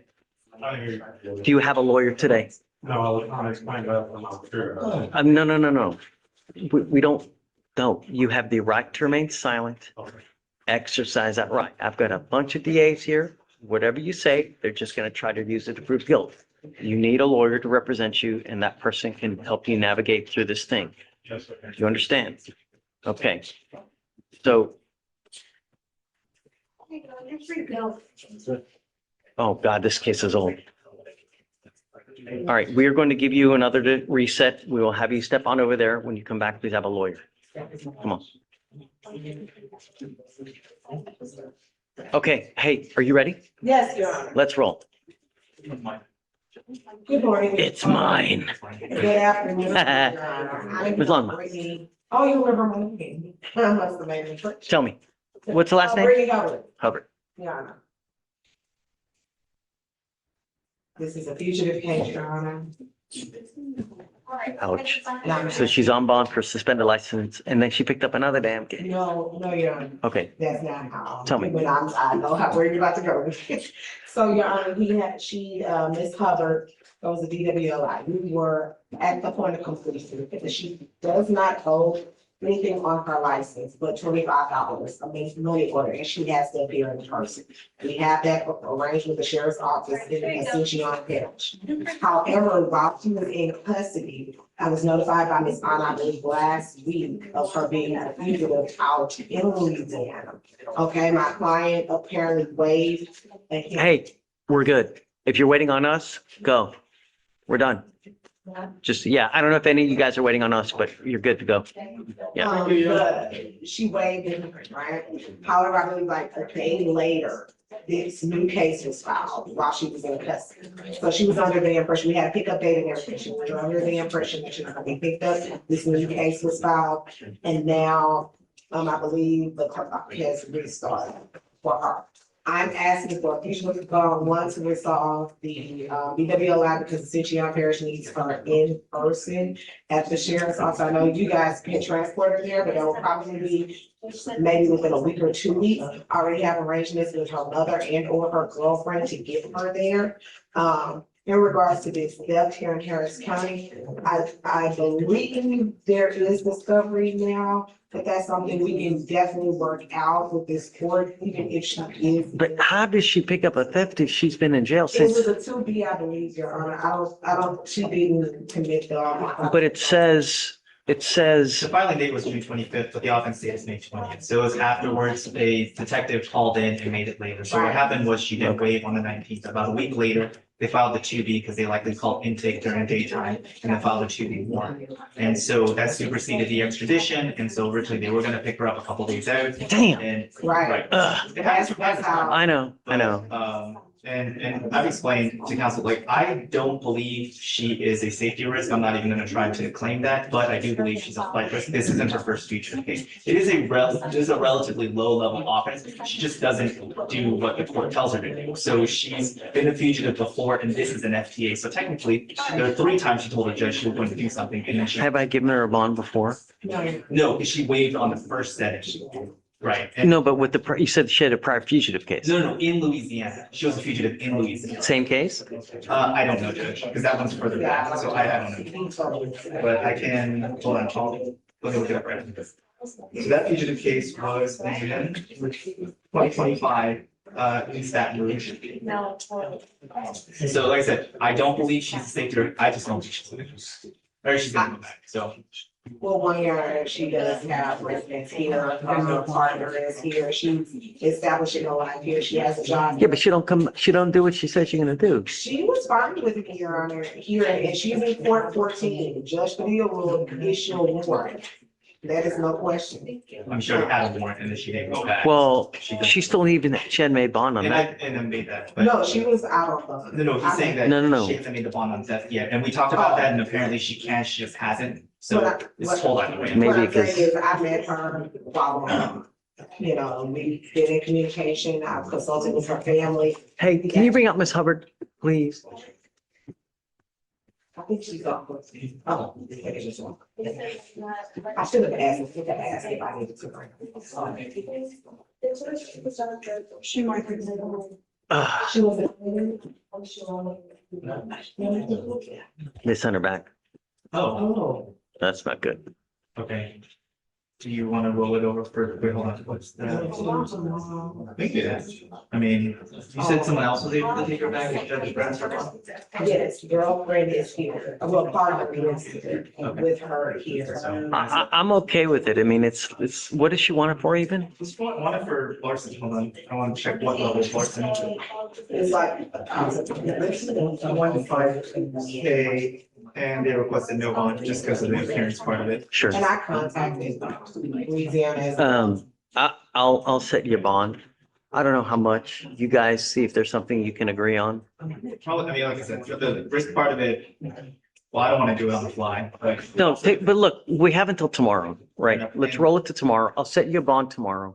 If you guys can agree on something, agree, and then, Ultimately, is she gonna make the bond tonight for the court 14 case? they probably won't let her because of the fugitive case. No, because she bonded on the other one, so she bonded on the DWI, so that's what it means, like, they said it already. But that was before she picked up the fugitive case. No, I understand, but that one, hold on, part of it. A lot of times, because you have an open fugitive case, they see a bond denied, they won't let you set, a bonding company will not take the money because they know it's an exercise in futility. So they'll say, no, I'm not going to take it. It's more difficult, it's just not impossible. Yeah, sure. Right. But so I just don't want you to waste your time. Fair enough, yeah. Because why not post them both at the same time if you're going to post it, you know? Because if it turns out they don't do it for the 14th and she's getting held for 90 days on fugitive case while she's certainly here the 14th. So knowing that. Yeah, I'll commit to tomorrow. Let's get her body to here tomorrow. If you guys can agree on something, great. If not, then we'll address it. Thank you. Stand under. Yeah. Yes. Thanks, Ms. Long. Okay, guys, you ready? Okay. I need to clarify something with David. Yes. Okay. Can we go in front of you? Take your time. No. Take your time. Seven. Jackson.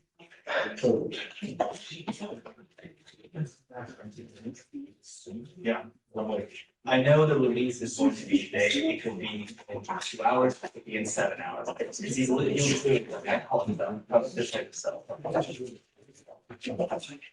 So I still maybe. Can you what? Yeah, for sure. What's the cost number? That's true. Yeah. You're thinking you can have at least over. Oh, I'm sorry, they only give me the spin number. Okay, yeah, that's all right. Before the lease today. I mean, he said today, and I mean, the detective is going to send the release today. So 0323 Yeah. on Shine. Yeah. It will be today. He had it in test in 40 days, from his arraignment, the date, that was based on. No, because of my. So let's do Monday. Do you want to come in and sign the numbers? No, but, well, so somehow we got to get him to commit that he knows. So perhaps if you guys want to send him an email where he can reply, so we have a, you know, we know that he actually received it, so he can't claim, oh, I didn't know. This morning, and so I'll see if I can talk to him. Yeah, okay, or someone else, doesn't have to be you, someone. Yeah, okay, thanks.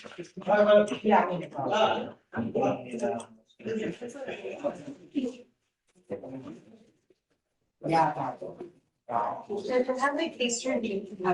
Yeah, for sure. You're not gonna be happy about this. Tell me. It's Mr. Watson. Debbie Watson? What's the last? Got two new cases. What's the cause name? 255. Okay. 0326.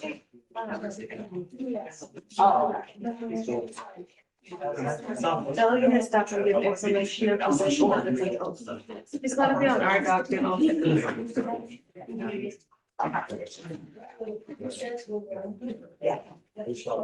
You still have those spellings in.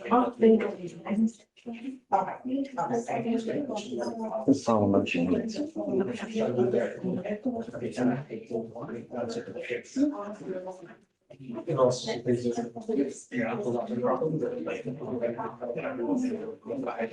Hey, you want to go to the list? Do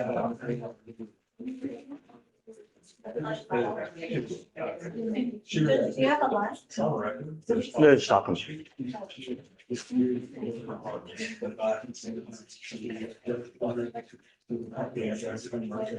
Bottom of one.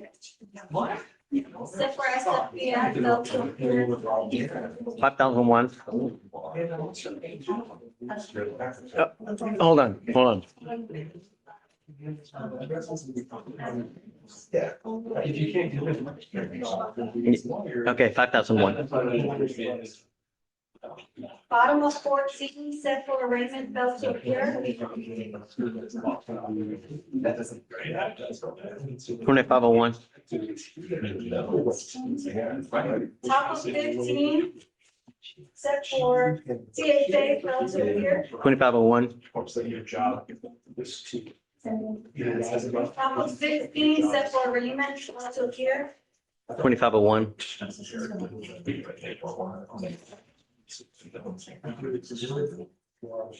Bottom of 22, set for CHA, fell to appear. 2501. Top of 28, set for arraignment, fell to appear. 2501. Bottom of 30, Several ring fronts right here.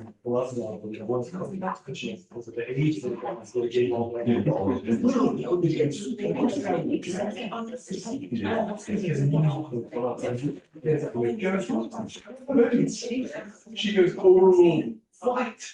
Bottom of 30, you say? 25 of one. Yes, you do.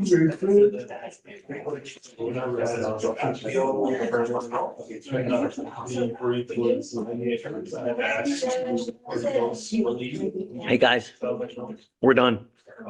You guys want to talk? We're done. Okay.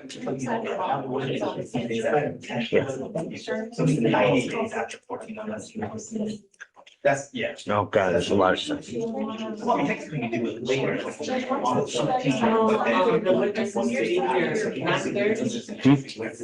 Nine. Yeah.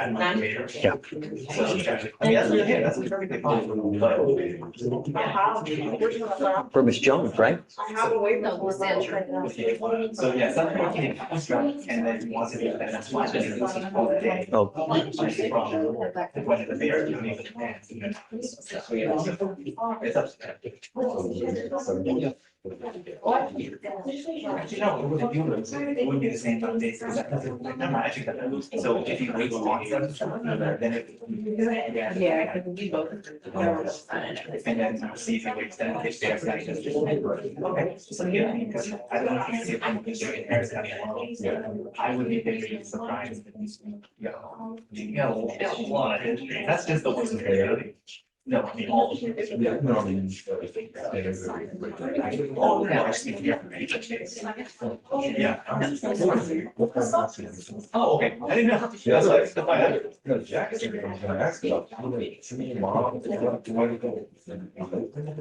Yeah, I just didn't like this. I just don't like it. Yeah, exactly. Holy shit, go back.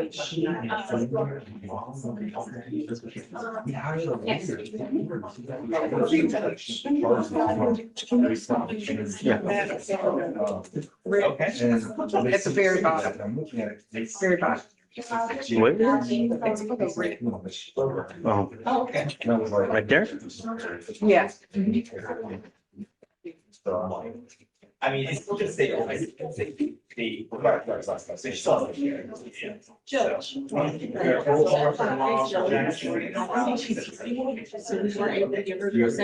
Hey, Jones took off without anything.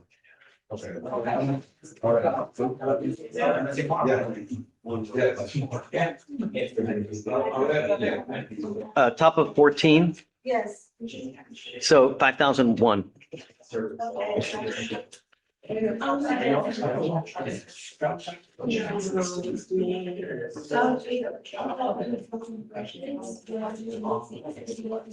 Hey, guys, are you guys good? We're good?